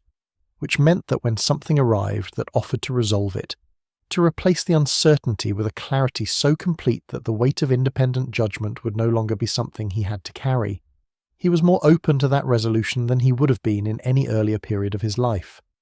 His court in the years following the Emperor's departure was not a court of simple soldiers. It had always been a place where ideas circulated freely. Horus valued the company of thinkers as well as warriors, had surrounded himself with the kind of people who were interesting to him, rather than merely useful to him, and interesting to Horus meant capable of engaging seriously with the questions that the Crusade and its governance raised, without reducing those questions to their tactical dimensions. Among the beings who circulated in that court were some who had come to their positions through genuine ability and genuine loyalty, and some who had come to them through a different and more patient mechanism, placed there not by any agency that Horus could have identified as hostile, but by influences that operated at levels beneath the visible, arranging the human furniture of his life into a configuration that would, when the moment came, serve purposes that none of the pieces of that furniture were aware of serving. The whispers that began in Horus's court were not whispers in the literal sense. They were a quality of interpretation that gradually established itself around certain observations, a frame that once placed around a set of facts produces a different understanding of those facts than the frame that preceded it. The Emperor had returned to Terra. This was a fact. The Emperor's stated reason was the Webway project, the great work in the dungeons of the Imperial Palace. This was also a fact. But facts do not interpret themselves, and the interpretive frame that the whispers offered was one in which the Emperor's withdrawal was not a strategic reallocation of his personal attention to a project of civilizational importance, but something older and more personal. A father who had used his sons for the work of conquest, and then, with the conquest substantially complete, had retreated to a place where the son's success could not threaten his own primacy, leaving them to maintain an empire whose glory the histories would ultimately attribute to its founder, rather than to the beings who had actually died for every world of it. This interpretation was false. It was also for a being in Horus's specific psychological situation, newly isolated in command, newly doubtful, surrounded by the accumulated evidence of what the crusade had cost, and without his father's presence to contextualize that cost within the larger vision, genuinely difficult to dismiss with the complete confidence that its falseness warranted. The doubt had created a space, and the whispers filled the space, and once a mind as powerful as Horus's had begun to consider an interpretation seriously, it applied to that interpretation the same quality of analytical attention it applied to everything, which had the effect not of testing the interpretation against reality, but of finding within reality the evidence that the interpretation predicted, because reality is sufficiently complex that a sufficiently intelligent mind looking for evidence of almost any interpretation will find some, and the whispers had been designed by intelligences older and more patient than Horus to be the kind of interpretation that survived that kind of scrutiny. The wound at Davin was the mechanism by which the whispers became something more than whispers, but it is important to understand that the wound did not create the vulnerability it exploited. The vulnerability existed before Davin, created by the specific combination of Horus's isolation and the long, patient work of those placed in his court to prepare the ground. Davin was the moment when the preparation was judged sufficient, when the door that had been slowly and carefully eased open across months of quiet work was finally wide enough to let through what had always been waiting on the other side of it. The blade that wounded him there carried more than a physical injury, and the sending of his soul into the warp that the Chaos powers engineered in the aftermath of that wound was not an attack on a healthy and defended consciousness, but the final step of a process that had been making a healthy and defended consciousness into something else for long enough that the distinction between the original and the corrupted had become genuinely difficult to locate. But all of that is the next act of the story, and it lives in the next passage of the Dark. For now, in this moment before the wound, Horus stands at the height of everything he was meant to be, and the height is real, and the achievement is real, and the love that his brothers carry for him, and that his soldiers carry for him, and that his father carries for him, across whatever distance, is real. The tragedy of what is coming is only tragedy because of the genuine greatness of what it is coming for, and it is worth holding that greatness for a moment before the storm arrives, the way you might stand in the last hour of good weather and simply look at the sky, knowing nothing of what the next hours will bring, finding in the ignorance not blindness but a particular kind of grace. The War Master is at his height, the Crusade is at its height, the Imperium that is being built in its wake is at its height. And somewhere in the dark between the stars, in the dimension of the warp where time does not move in the direction that mortal creatures expect and intention does not require the same causal chain that physical reality demands, something very old and very patient has been watching the height arrive and has been thinking, with the long and implacable clarity of a will that does not tire and does not doubt and does not consider the cost of what it intends, because cost is a category that applies only to beings who have something to lose, about the specific shape of what comes next. What came next arrived quietly, as the most consequential things tend to arrive, not with the grandeur that their eventual significance would seem to demand, but wrapped in the ordinary textures of a campaign, a world, a wound that appeared at first to be simply a wound, and nothing more. Davin was not a remarkable world. This is worth establishing because the unremarkability of it is itself meaningful. The Chaos powers did not require a dramatic stage for what they intended to accomplish there, did not need the weight of a legendary place to give their working the gravity it required, because the gravity came entirely from the interior of the consciousness they were targeting, and not at all from the exterior circumstances in which the targeting occurred. It was a feudal world, relatively primitive by the standards of the worlds the Crusade was encountering in this period, inhabited by human beings who had developed across their long isolation a culture organized around martial honor and the worship of their dead, a form of ancestor veneration that had over generations accumulated something in the warp that was not precisely a god, but was the kind of thing that patient and intelligent chaos influence could work with, could shape and direct toward a specific purpose in the way that a craftsman works with the grain of the material rather than against it. The 16th Legion had complicity in what happened on Davin, though the word complicity requires immediate qualification, because the individuals within the Legion who facilitated the events that followed were not operating from a position of full knowledge about what they were facilitating. They had been influenced, some of them across years of patient, invisible work that had reoriented their loyalties at a level below conscious awareness, so that what they believed they were doing, recommending a course of action that made tactical sense, arranging the circumstances of an encounter that seemed to serve legitimate military purposes, was a rationalization, worn smooth by repetition, over an intention that had been placed in them by something they had never met and would not have been able to identify if asked. This is one of the ways that chaos corrupts that makes it most difficult to defend against. It does not always require the corrupted to know they are corrupted, requires only that they act in the ways it needs them to act, and provides them with reasons that feel, from the inside, entirely their own. The blade that wounded Horus was called the Kinnebrach Anathame, which is a name that carries within it the full weight of an alien tradition of weapon making, oriented not toward the ending of physical life, but toward the corruption of the soul, a tradition that understood, with a sophistication that the human cultures of the 31st millennium had not independently arrived at, that the most durable damage that can be done to a powerful being is not damage to the body, but damage to the relationship between the self and its own certainty. The introduction of a wound that does not bleed in the ordinary sense, but that opens in the fabric of what a person knows themselves to be, a channel through which other things can enter. The physical injury it inflicted on Horus was real and severe. It was also, in the context of what the weapon was actually designed to do, essentially decorative, the delivery mechanism for a working that operated at a level the physical injury merely provided access to. He was brought to the Serpent Lodge on Davin to be healed,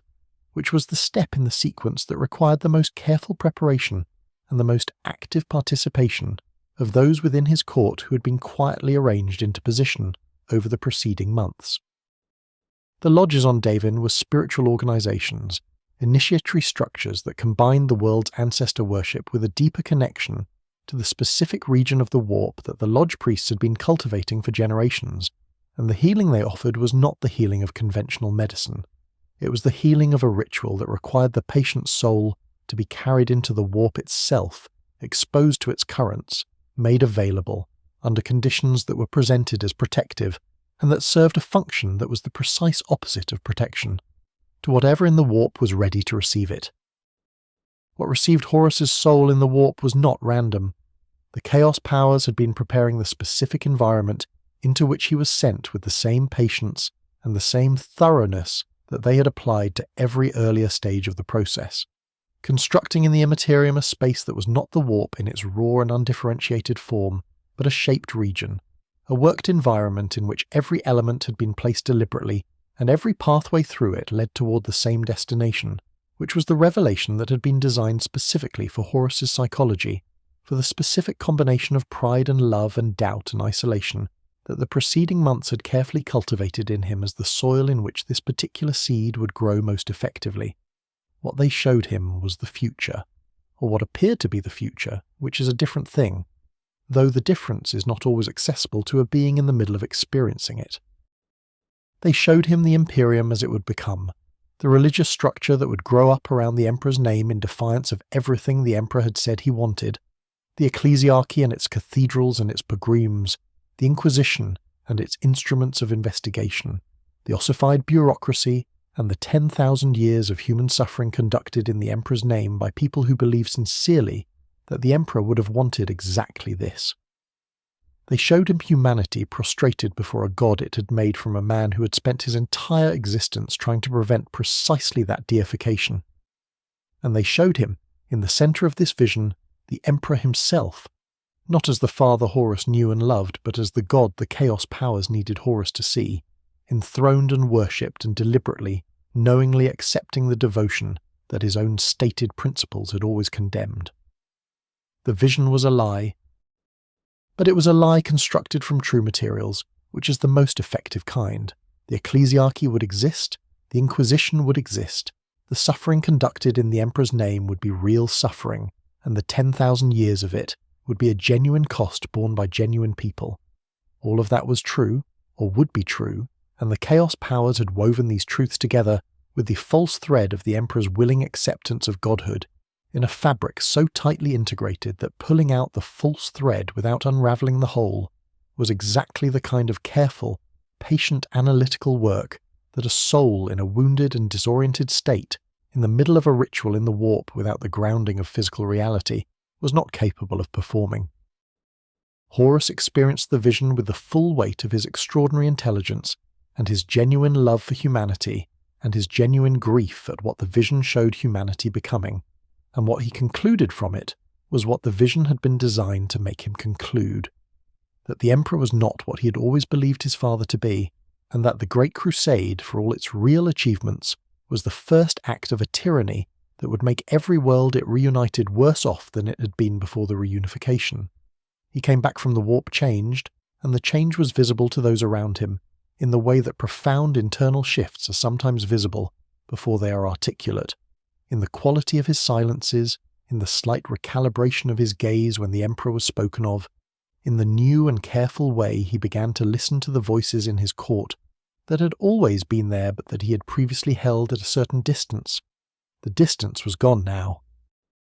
The door that those voices had been patiently working to open was open, and what had been waiting on the other side of it was not the simple corruption of a man's virtue into its opposite, not the transformation of love into hate or loyalty into treachery in any straightforward sense. It was more precise and more devastating than that. It was the redirection of Horus's love. He still loved humanity. He still believed in the project of its survival and its flourishing. He had simply been convinced, through a lie sophisticated enough to survive the scrutiny of one of the most powerful minds the species had ever produced, that the Emperor was no longer the means to those ends, but the greatest obstacle to them, and that the work of removing that obstacle was the most important thing he could do with his life. The 17 Primarchs who eventually sided with Horus did not all side with him for the same reasons, and it diminishes the genuine tragedy of what happened to treat their decisions as a single, undifferentiated act of corruption or treachery. Some were corrupted in ways analogous to Horus's own corruption, their specific psychological vulnerabilities identified and exploited through specific working of chaos, influence over periods of time long enough to ensure the groundwork was thorough before the harvest was attempted. Fulgrim, whose love of perfection had always contained within it the seed of an obsession that could outgrow its proper boundaries, was offered by Slaanesh a vision of perfection so consuming that everything outside it became not just less important but actively offensive to be near, and the transition from an Astartes of genuine artistic sensitivity to a being whose pursuit of the perfect had made him capable of things that no amount of genuine sensitivity should have permitted, happened across months of incremental steps, each one small enough to be individually rationalized. The cumulative distance from the starting point invisible until it was so large that returning to it would have required acknowledging everything that had been done along the way. Mortarion, whose hatred of the Psychers and the mutant had always been the purest and most consuming passion in his psychological landscape, was offered by Nurgle the promise of a universe from which the unclean had been purged, and accepted it without fully accounting for what unclean would mean under Nurgle's definition, which encompassed considerably more than Mortarion had intended to endorse. Others sided with Horus not through the direct intervention of the Chaos powers, but through the simpler and more human mechanism of loyalty to a brother they trusted absolutely, offered a version of events by that brother that was false, but that came from a source whose honesty they had never had reason to doubt. If Horus believed that the Emperor had betrayed the project they had all bled for, if Horus was certain enough of this to stake everything on it, then there were Primarchs who weighed their trust in their brother against their trust in their father, and found that the years of shared experience, the specific weight of a relationship built in the field across the actual work of the Crusade, counted for more than the relationship with a figure who had returned to Terra and was, by the time the heresy began, accessible to most of his sons only through intermediaries and formal channels. This is not a form of corruption. It is a form of love. It produced the same outcomes as the corruption, but it was not the same thing, and the distinction matters because it reflects something true about how betrayal actually propagates through communities of people who care about each other, not just through the manipulation of weaknesses, but through the weaponization of strengths. The massacre at Istvan III was the moment when the heresy became a physical reality rather than a conspiracy, the moment when Horus's decision was no longer a state of mind but an act in the world that could not be undone or reinterpreted or quietly corrected before it reached the Emperor's attention. He had spent the period following his return from Devin identifying, within his own legion, and the legions of those Primarchs who had aligned with him, the warriors who remained loyal to the Emperor, not through any formal process of ideological assessment, but through the patient and intimate work of a mind that understood people, reading in the behaviour and the conversation and the small involuntary signals of those around him the information he needed about where their loyalties would fall when the question was finally put to them. The loyal ones were gathered, under the pretense of a routine planetary assault, and sent to the surface of Istvan III, and then the bombardment began. The warriors on the surface of Istvan III were Space Marines. They were members of the legions that Horus himself commanded and the legions of his brothers. They had served faithfully across decades of the Crusade. They had fought beside the warriors who were now killing them, had shared the specific intimacy of shared combat and shared survival that produces between soldiers a bond different in character from any other bond that human beings form. They burned in the fires of their brothers' weapons, and the fires were real, and the deaths were real, and the choice to send them there knowing what was waiting for them was a choice made by a mind that had not lost its capacity for love but had acquired, wrapped around that capacity, something that could direct the love toward an outcome that required the burning of the beloved. The galaxy had been given its signal. What came next was war in a dimension that the word war, with all its established connotations of armies and fronts and objectives, barely contains. War between brothers across every world the Crusade had won. War that was also something older and darker than any merely military conflict, because behind it, feeding on every act of violence and every act of grief, growing fat on the accumulated psychic weight of transhuman beings destroying each other for reasons that love had provided, were the chaos powers, watching the door they had opened and feeling, in the way that things without bodies feel, the warmth of what was coming through it. The fires of Istvan III were still burning when the wider galaxy began to understand that something had changed, and the understanding came not as a single revelation, but as a series of smaller ones, each arriving at a different place and in a different form, but all carrying within them the same essential information, that the structure of trust on which the entire Crusade had been built, the assumption that the legions were united in purpose, that the Primarchs were bound to each other and to the Emperor by something durable enough to withstand the pressures of distance and disagreement, had been revealed as less absolute than anyone had needed to believe it was, and that the revelation had come too late for the knowledge to be useful in the way that early knowledge is useful, as a basis for prevention, and could now only be useful in the way that late knowledge is useful, as a basis for survival. The Dropsite massacre at Istvan V is where the heresy announced itself to the broader Imperium with a completeness that left no room for the kind of careful ambiguity that Horus had maintained through the earlier phases of his preparation. 7 legions had been dispatched to bring the War Master to account for the massacre on Istvan III,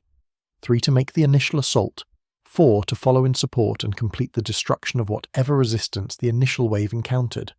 It was a sound plan on its stated premises, and the stated premises were false, because 4 of the 7 legions had already, through processes that the planning stage had not accounted for, passed through the door that Horus had opened and were no longer what their orders described them as being. The 3 loyal legions landed on the black sand of Istvan Fair and fought with the full commitment of warriors who believed they were prosecuting a righteous action with support arriving behind them, and then the support arrived, and it was not support. What happened on those black shores was not a battle in the sense that the word implies 2 forces in genuine contest with each other. It was an ending, the methodical destruction of 3 legions worth of Space Marines caught between the forces they had come to fight and the forces that had allowed them to commit fully before revealing what they were,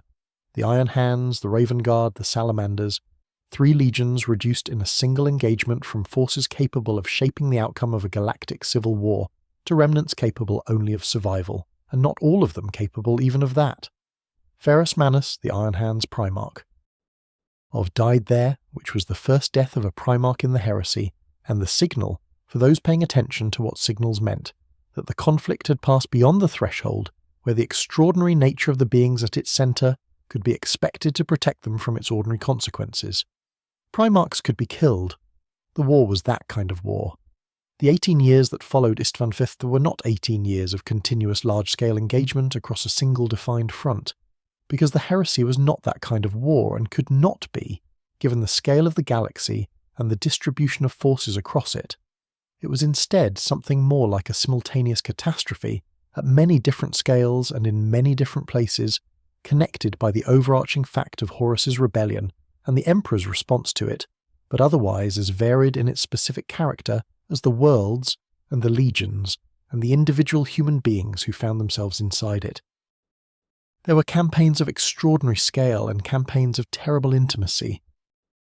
There were worlds that experienced the heresy as a distant political crisis that manifested locally as the replacement of one set of administrators by another, and worlds that experienced it as the complete destruction of everything they had built across generations of the Crusades' aftermath. There were soldiers who understood with clarity which side of the conflict they were on and why, and soldiers who did not understand, who had been told by their commanders one thing and shown by events another, and who carried the specific psychological weight of fighting a war whose meaning they could not fully access. The burning of Prospero belongs in any account of the heresy's inner life, because it illustrates with particular clarity the way in which the heresy's damage was not confined to the conflict between loyal and traitor forces, but extended into the space between beings who were, on the fundamental question of their loyalty to the Emperor, on the same side. Magnus the Red, Primarch of the Thousand Sons, had attempted to warn the Emperor of Horus's corruption through a working of sorcery so powerful that it shattered the wards around the Emperor's webway project and damaged the great work in a way that could not be undone. And the Emperor's response to the warning, to the violation of the edict against sorcery that the warning represented, regardless of the sincerity of its motivation, was to sanction the destruction of Prospero and the Legion upon it. Lemon Russ and the Space Wolves prosecuted the sanction with the thoroughness that a direct order from the Emperor commanded,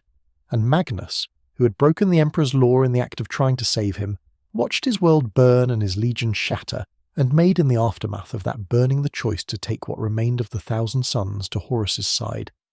not out of corruption in the chaos sense, but out of the particular despair of a being who has paid the full price of loyalty and been shown, in the currency of his world's ashes, that the loyalty and the price had both been accepted without the transaction being considered from the other side.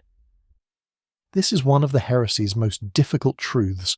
that not all of the damage it did was done by chaos, and not all of the choices that compounded its tragedy were choices made by corrupted minds.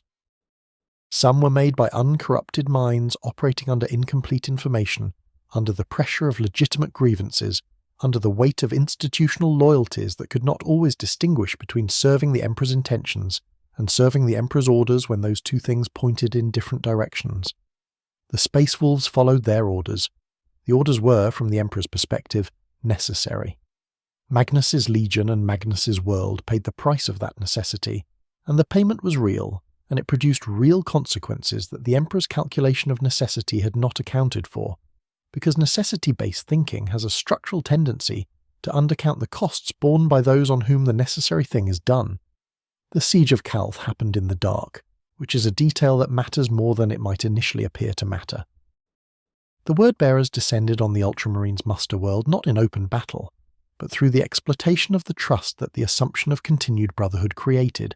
landing as allies, moving into positions from which allies do not typically need to move, and then beginning the work of destruction before the Ultramarines fully understood what was being done to them and by whom. The orbital bombardment poisoned the star. The surface became uninhabitable within hours, forcing the survivors underground into the massive tunnel networks beneath Calth's surface, and the war continued there, in the dark, for years, not months but years. Two forces of transhuman warriors fighting by artificial light and the glow of weapons discharging, in corridors and caverns where the scale of engagement was intimate, in a way that large surface battles are not, where the face of the enemy was sometimes the face of someone who had been, until very recently, someone you knew. What was happening to the Chaos powers during all of this was a process that the physical events of the heresy were feeding, and that the physical events alone cannot fully account for. Every act of violence between Space Marines, beings whose psychic presence in the warp was vastly greater than that of ordinary humans, by virtue of the gene seed enhancements and the sheer concentrated will that their creation had invested in them, was a psychic event as well as a physical one, a pulse of grief or rage or the specific anguish of betrayal radiating outward from the physical universe into the warp with a force proportional to the intensity of the emotion and the psychic weight of the beings experiencing it. The Chaos Powers were not neutral observers of the heresy. They were its beneficiaries, growing with each engagement, their presence in the warp deepening, and their capacity to influence events in the physical universe expanding in direct proportion to the suffering being generated on their behalf by beings who were, most of them, suffering genuinely rather than in service of anything they had consciously chosen to serve. Sanguinius and the Blood Angels held Cygnus Prime against a demonic incursion of a scale that tested the chapter's identity at its deepest level. The specific darkness within the Blood Angels' genetic heritage, the flaw that would later be called the Red Thirst, was activated and amplified by the chaos working that organized the siege, so that the defenders of Cygnus Prime were fighting simultaneously against an external enemy and against what the external enemy was doing to their inner lives. Sanguinius himself faced a greater demon there and won,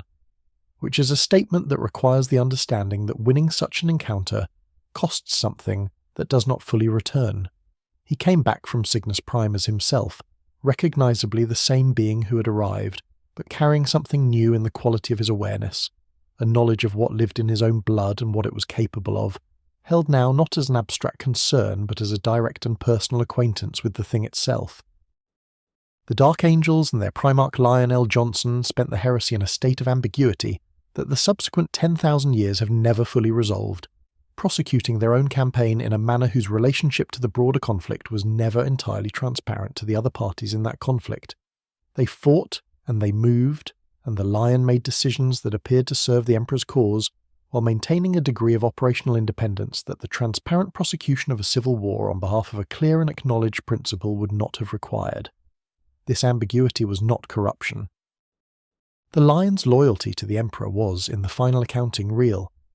but it was a loyalty exercised with a privacy and a self-sufficiency that reflected something true about what the Lion was, a being whose trust, once extended, was absolute, and whose extension of trust to any party outside himself was a slow and carefully considered process that the emergency of a civil war did not automatically accelerate. Among the loyalist forces, the experience of the heresy produced something that was not straightforwardly heroism, though the histories have sometimes chosen to describe it that way, because the simplified account of a war between good and evil is less demanding to carry than the accurate one. What the loyalists experienced was the specific psychological weight of fighting people they had loved, which is a weight for which even transhuman conditioning is not a complete preparation. Because conditioning can prepare a mind for the fact of violence, and even for the scale of it, but cannot fully prepare it for the experience of recognizing, in the being across from you, the person who taught you something, who fought beside you through something, whose survival you had organized your own survival around, in the specific way that soldiers organize their survival around each other, when the survival of either depends on the reliability of both. Killing people you do not know is one kind of thing. Killing people you know is another, and no amount of ideological clarity about the rightness of the cause makes the second thing into the first, because ideology operates in the part of a mind that thinks about what is true, while grief operates in the part that feels what is real, and what was real on every front of the heresy was that people who had once been brothers were now enemies, and the transformation had happened not through any choice that most of them had actively made, but through the accumulation of circumstances that none of them had fully controlled. The traitor legions changed across the 18 years of the heresy, and the direction of the change was not always what the beings experiencing it would have chosen if they had understood clearly where the path they were on would take them. The gifts of the Chaos Powers came wrapped in the language of enhancement, strength, clarity, the lifting of limitations that had always seemed arbitrary, and they were gifts in the sense that the capabilities they conferred were real, and they were also alterations in the deepest sense.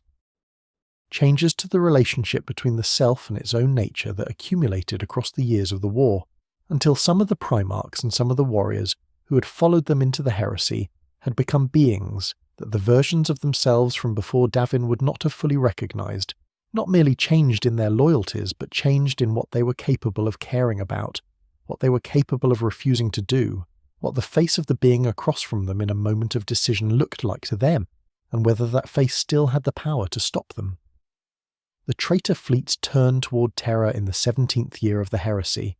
which is the moment when the conflict that had been fought across the breadth of a galaxy converged into a single point,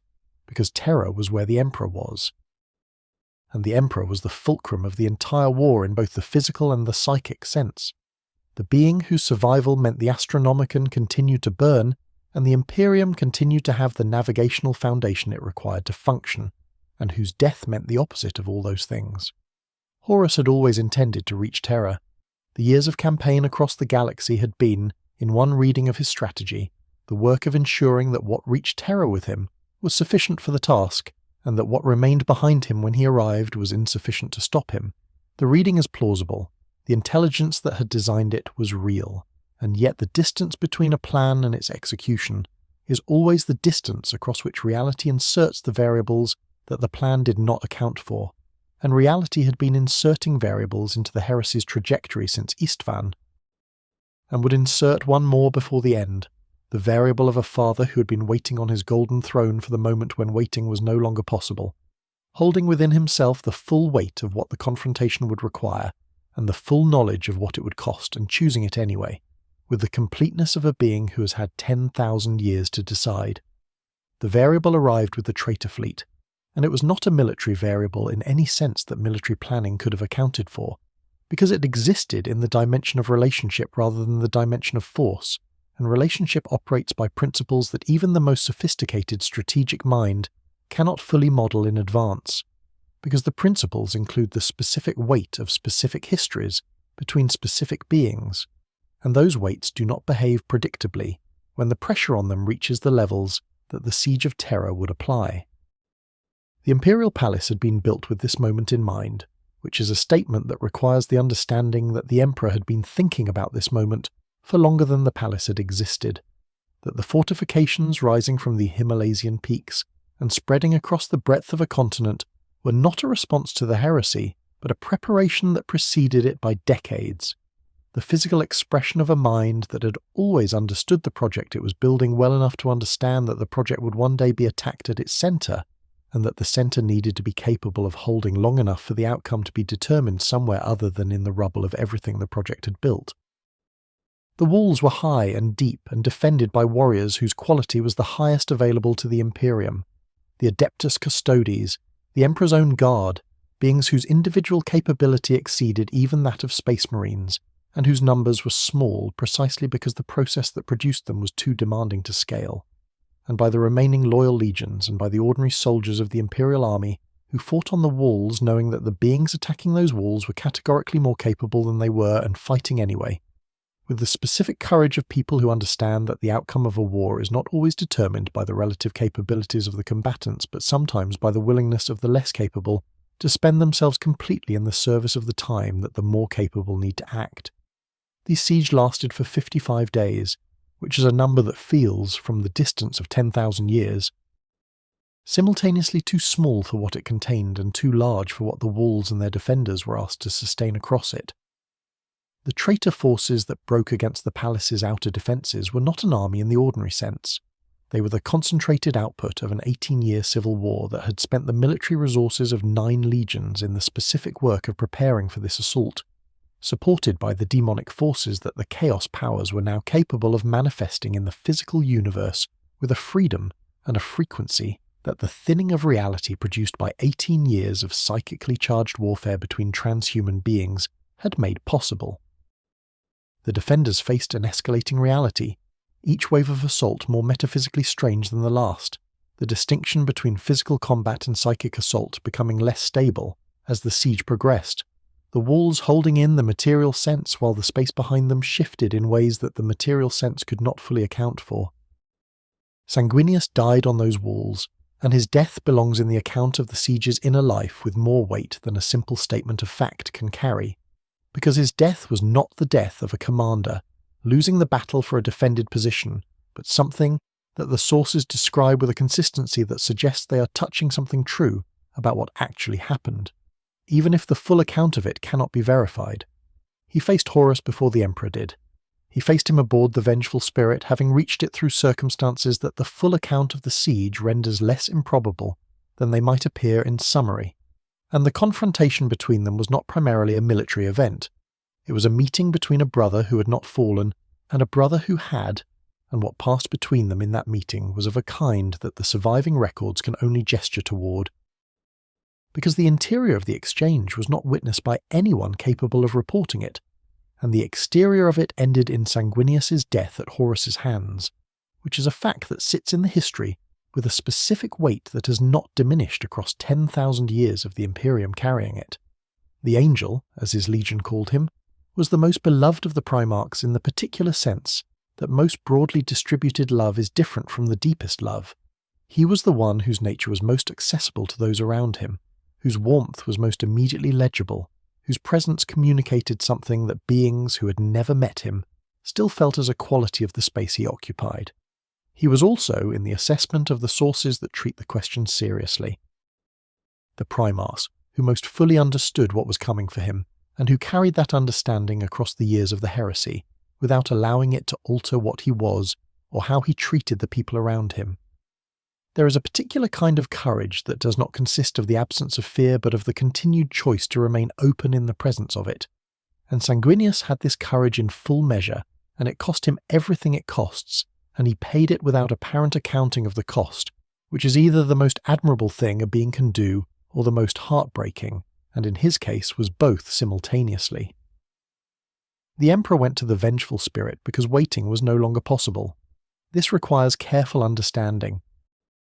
Because the question of why he waited as long as he did, why he remained on Terra through the early phases of the siege rather than meeting Horus in the field, at a moment when the outcome of that meeting might have been clearer,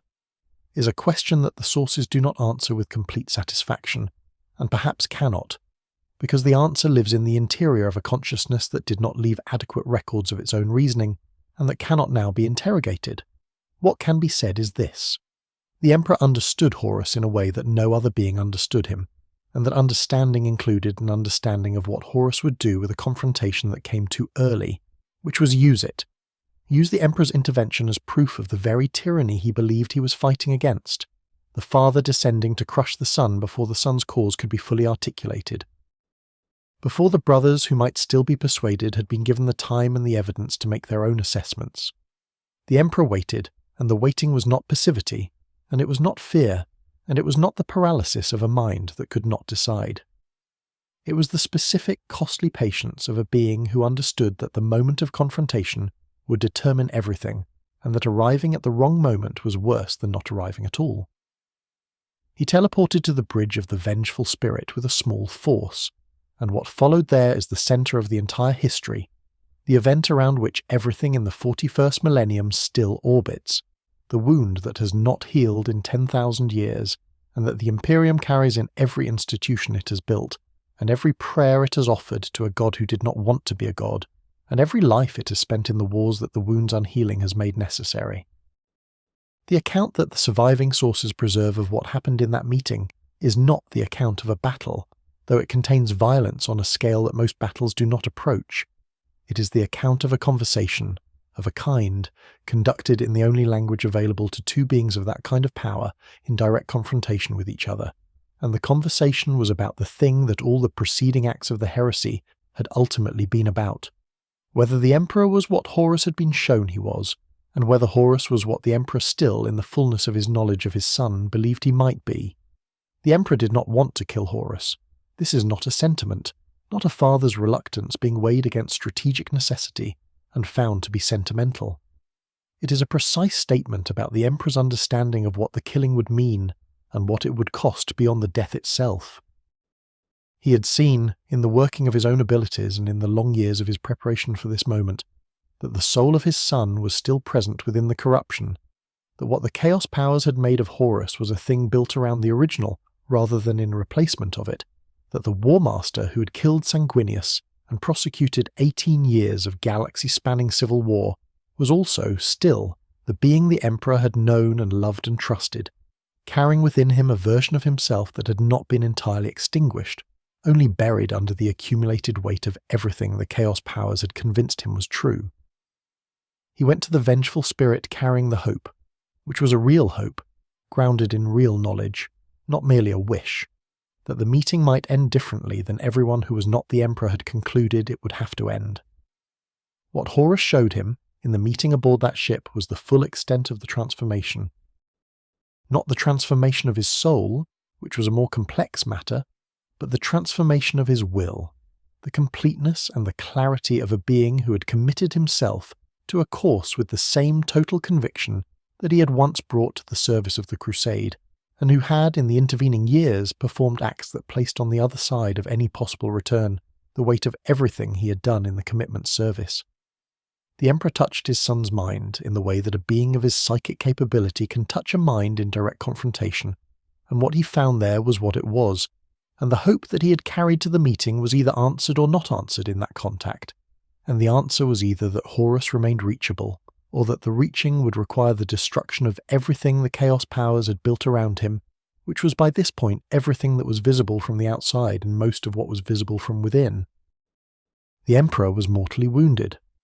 This is the fact that the history cannot move past because it is the fact that everything subsequent depends on. He was the most powerful psyker the human species had produced, a being whose physical and psychic capabilities exceeded those of every other individual in the conflict, and he was mortally wounded by his son aboard his son's flagship, which tells you something about what the Chaos powers had made of Horus across 18 years of progressive enhancement and progressive surrender of the limits that the original self had maintained. Not just a Primarch empowered beyond his original measure, but a vessel for something that had been planning this confrontation since before the Crusade began, and that had prepared for it with resources and a comprehensiveness of vision that the Emperor, for all his long preparation, had not been able to fully account for. And yet the Emperor acted, in the moment between his own mortal wounding and the completion of what that wounding would otherwise have meant.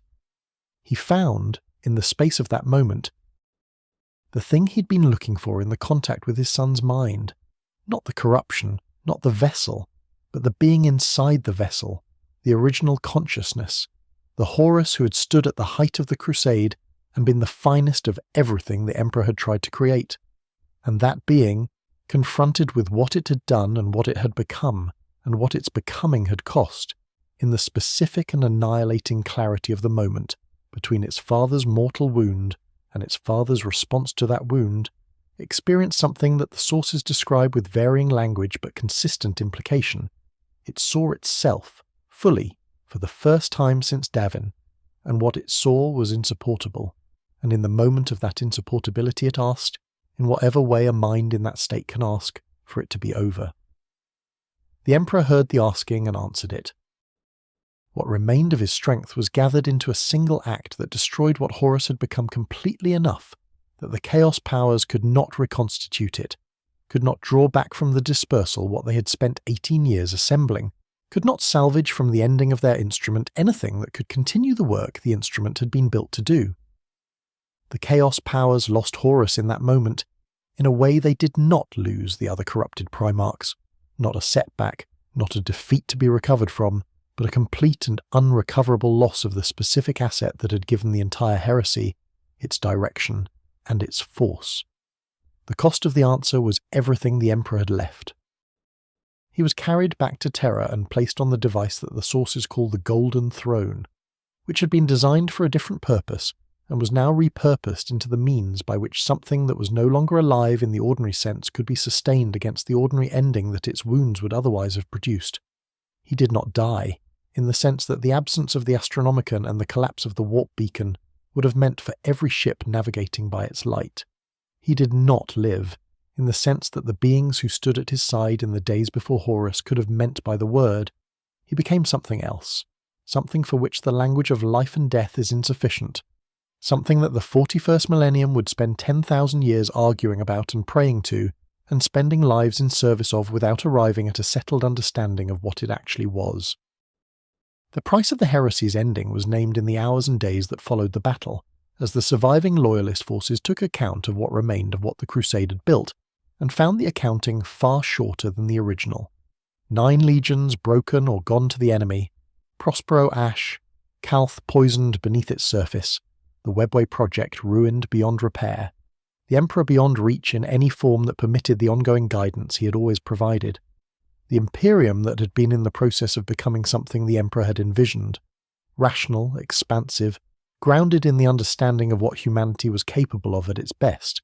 was now something that would have to be built by lesser hands from materials that the heresy had damaged, in a universe that the heresy had made more dangerous than it had been before, with the constant awareness that the 9 legions who had followed Horus into the Eye of Terra were still out there, still capable of returning, still possessed of the will and the resources to test whatever the survivors managed to build. Rabut Gilliman, whose legion had survived the heresy more intact than most, sat down in the aftermath and wrote the document that would govern the Imperium's military structure for the next 10,000 years, the Codex Astartes, which divided the remaining legions into smaller, more numerous chapters, so that no single commander would ever again possess the concentrated force that Horus had wielded when he turned it against the thing it was supposed to protect. It was the right decision, made for the right reasons, by a mind that understood the problem it was solving with great clarity. It was also a decision made from grief, which is the condition in which most of the important decisions of the early Imperium were made, and grief is not always the best condition for building things intended to last, because grief tends to weight the prevention of the specific loss it is responding to above the full range of considerations that a longer view would require. The Codex prevented another Horus. What it could not prevent was the 10,000 years of slow deterioration that the Imperium's subsequent history would consist of, because the thing it was preventing and the thing it was permitting were, in ways that only became visible much later, entangled. The siege was over, and the heresy was over, and the Imperium of man was over, in the sense that it had been and was beginning, in the pain of what it had just survived, to become the thing it would be for the rest of its history, harder, more afraid, more willing to pay any price for the preservation of what remained, less able to imagine that what remained might not be the best that humanity was capable of, less open to the possibility that the Emperor's original vision, for all the terrible cost of the attempt to realize it, had pointed towards something real and worth continuing to reach for. The Golden Throne hummed in the deep places of the Imperial Palace, and the light of the Astronomicon continued to burn, and the ships continued to navigate by it,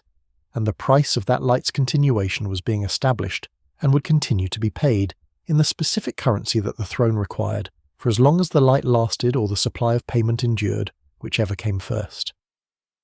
The age of the Emperor's dream was over. The age of the Emperor's vigil had begun. The age of vigil began not with ceremony, but with the particular silence that follows catastrophe, when the catastrophe has been large enough to exhaust even the language of grief,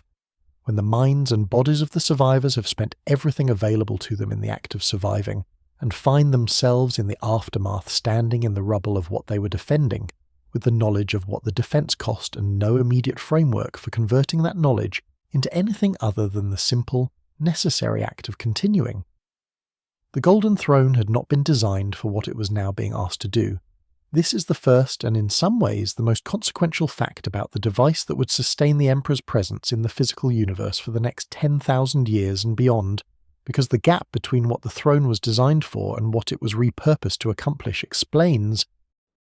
more directly than any other single factor, why the sustaining is so costly, and why the cost has been escalating across the millennia in a way that the early Imperium did not fully anticipate, and that the late Imperium has been attempting not to think about, with a consistency that suggests the not thinking is itself a policy, a deliberate choice to defer a reckoning that grows more unavoidable with each generation of deferral.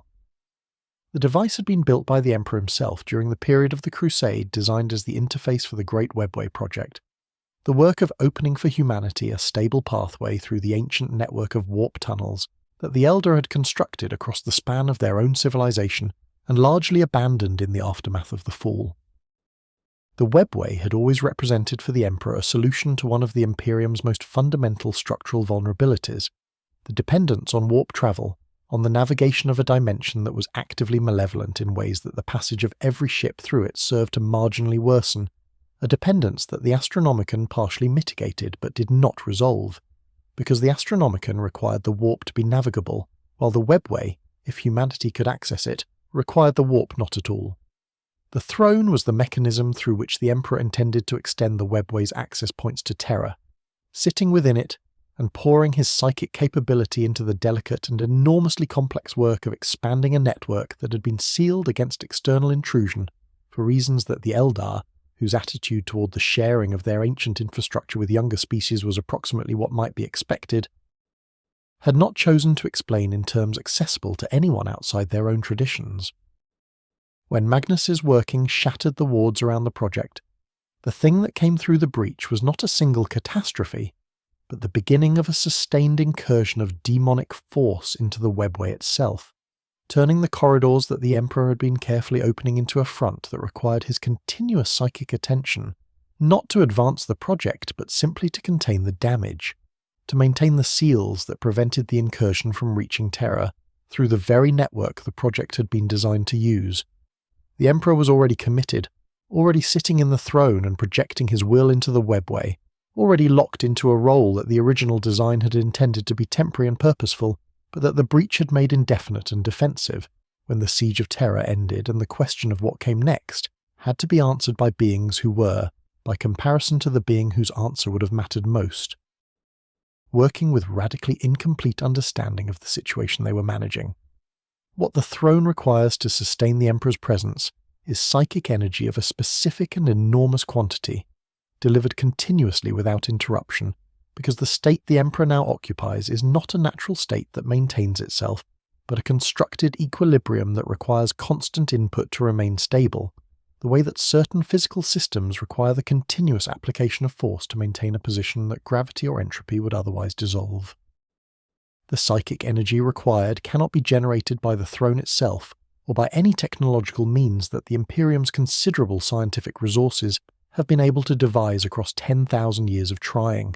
because the specific character of what the throne needs is not merely energy in the abstract, but the animating principle that only the ending of a conscious life can release in the form and the quantity required.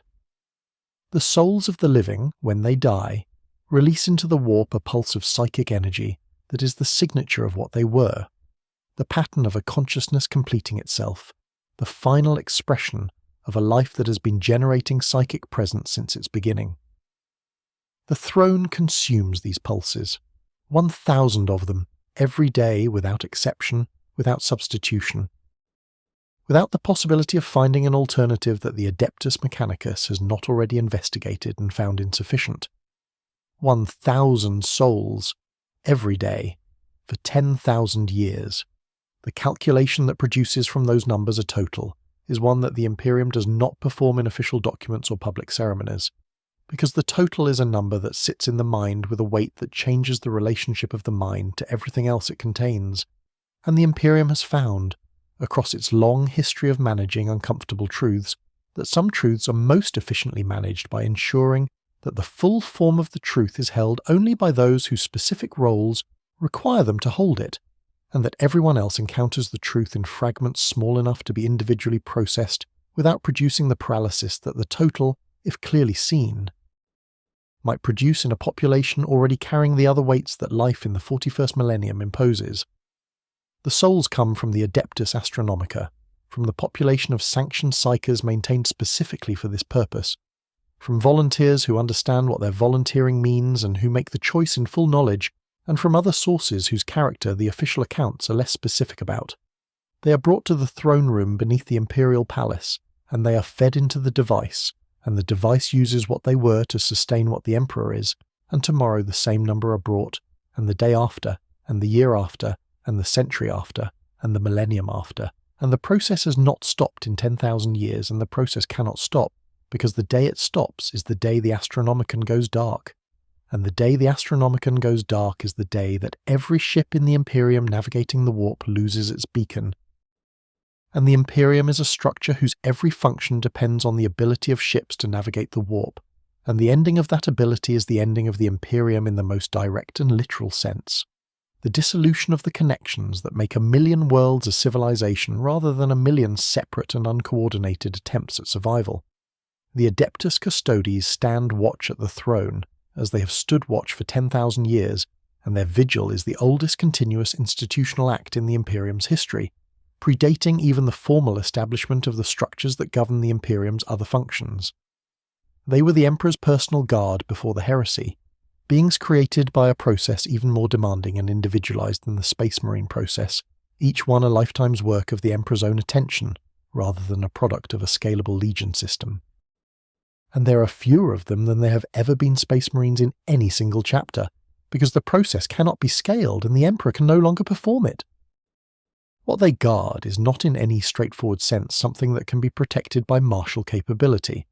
The threats to the Emperor's continued existence on the throne are not the kinds of threats that a sword or a guardian's body can interpose itself against, because the vulnerabilities are psychic and systemic and embedded in the question of whether the supply of souls can be maintained and the throne's mechanisms can be kept functional rather than in the question of whether an enemy force can reach the throne room. They guard it nonetheless, with a completeness of commitment that has not diminished across 10,000 years, because the guarding is what they are and what they have always been, and in the absence of the one they were made to serve in any form that permits service in the ordinary sense. The guarding is the only form of service available to them. Whether the Emperor is conscious is a question that the 41st millennium debates with an intensity that reflects its importance, and resolves with an inconclusiveness that reflects the impossibility of answering it from outside. The evidence is contradictory in the specific way that evidence tends to be contradictory, when the phenomenon being examined is genuinely novel, and the frameworks available for examining it were developed in response to phenomena that resemble it in some respects but not others. There are records across the 10,000 years of individuals who have approached the throne and reported experiences of communication, not speech, not anything that could be transcribed in the ordinary way, but a quality of presence and direction that was, to the beings who experienced it, unmistakably intentional. Unmistakably the expression of a will that had not been extinguished but was operating under constraints that ordinary communication could not negotiate. There are also long periods in which nothing of this kind has been reported, in which the throne has been an object in a room rather than a presence, in which the beings whose proximity to it should have made them most sensitive to whatever it contains have found it silent. The Mechanicus relationship with the throne is among the most delicate and most consequential in the entire structure of the Imperium, because the throne is a machine of extraordinary complexity, and its maintenance is a technical requirement, as pressing and as continuous as the psychic requirement of the souls it consumes, and the Mechanicus are the beings within the Imperium's institutions best equipped to provide that maintenance. They have been maintaining it for 10,000 years, and their understanding of it is simultaneously deeper than anyone else's, and profoundly incomplete in ways that are themselves a source of ongoing concern. Because the throne was built by the Emperor himself and incorporated into its design elements, whose principles the Mechanicus can observe and manage without fully understanding, the way that a careful technician can maintain a device whose theoretical foundations are beyond their training by following the established procedures developed by someone who did understand the foundations, without being able to recover that understanding from the procedures alone. The throne is degrading. This is not a secret, though it is treated with the confidentiality appropriate to information whose general circulation would produce consequences difficult to manage. It is degrading slowly, in ways that the Mechanicus can partly address and partly only monitor, and the degradation is accelerating at a rate that the models the Mechanicus uses to project its progression do not agree on, but that all agree is increasing, and the implications of a sufficient degree of degradation are the implications of the throne failing, which are the implications of the Astronomicon going dark, which are the implications already described. The light of the Astronomicon extends across the galaxy in a cone from Terra, and everything within that cone can be navigated by ships equipped with the navigators who can perceive it, and the drives that can use it, and everything outside it, the regions of the galaxy beyond the Astronomicon's reach, and the regions where warp storms or the thickening of chaos presence in the local warp makes the light insufficient for safe navigation, is, for practical purposes, cut off from the Imperium's central functions in ways that the Imperium has historically managed by accepting their partial disconnection and building into the governance of those regions a degree of local autonomy that the centre's ideology disfavours, but that the physics of the situation makes unavoidable. The Astronomicon is not simply a navigation aid, it is the infrastructure of civilization, the thing that makes the distance between worlds not an absolute barrier, but a traversable interval, and the Emperor is not simply the person who maintains it, but the source from which it proceeds, the psychic engine whose continued functioning is identical with the light itself, so that the question of whether the Emperor is alive and the question of whether the Imperium can function are not two separate questions, but the same question asked from two different directions. Contemplating what the Golden Throne means, not as a piece of the heresy's history, but as an ongoing present reality of the 41st millennium, something that is happening now at this moment in the universe this story is set in, requires a willingness to sit with a kind of grief that does not resolve in the way that most grief resolves, because it is grief for something that has not ended but has not continued either, for a being who is neither alive in a way that permits relationship nor dead in a way that permits mourning, for a situation that has no natural conclusion and no clear path toward one, and that the people living within it have learned, across 10,000 years of living within it, to carry not because carrying it has become easier, but because the alternative to carrying it is the recognition that the load is uncarryable, which is a recognition that serves no one and changes nothing, and is therefore, in the grim and practical accounting of the Imperium's psychological economy, a luxury that cannot be afforded. The custodes stand at the foot of the throne, and the souls are brought, and the light burns across the warp, and the ships navigate by it, and the million worlds of the Imperium continue in their million different ways to function, or to fail to function, or to be consumed by one of the galaxy's many forces of consumption, or to endure in the particular way that things endure when endurance is the only option that remains available. The Emperor sits in the centre of all of it, the eye of a storm that has been building for 10,000 years, present in some sense that the language of presence does not adequately capture, and absent in every sense that the people who need him most acutely understand absence to mean.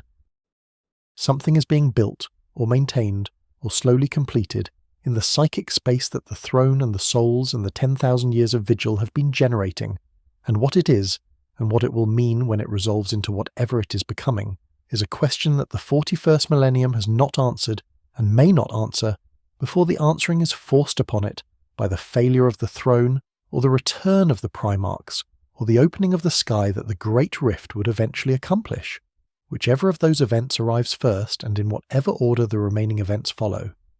The light continues, the cost continues, the vigil continues. And in the deep and humming silence of the throne room, beneath the Himalayan mountains of a world that has been the centre of human civilization for longer than most civilizations have existed, something that was once the finest mind humanity had ever produced persists in a form that no one alive fully understands, toward an end that no one alive can clearly see, at a price that everyone alive is, in one way or another, paying. Noting the template carryover, the bullet points reference Westeros, but this is the Warhammer 40K script. The outro will be written for this universe, closing on the Emperor, the Vigil, and the Light. All other formatting rules applied exactly as stated. And so you have travelled far tonight, further than distance measures, through the long and patient dark of a universe that has been burning itself to stay warm for longer than any single mind can hold as a comprehensible span of time. You have carried the weight of it, and you may set it down now. What remains in this quiet space between the last thought and the first soft pull of sleep is not the machinery of empire or the grief of brothers lost to each other across the distances that war creates. What remains is something simpler and more durable than any of that. It is the knowledge that even in the darkest timeline, even at the farthest edge of everything, someone keeps the light. Not because the keeping is easy, not because the cost is bearable, but because the light is worth the keeping, and that has always been enough. Let the stars of the 41st millennium recede now into the place where all vast things rest when the telling is done. The Astronomicon is burning, the vigil continues, you are warm and safe and held, sleep now, the watch is not yours tonight.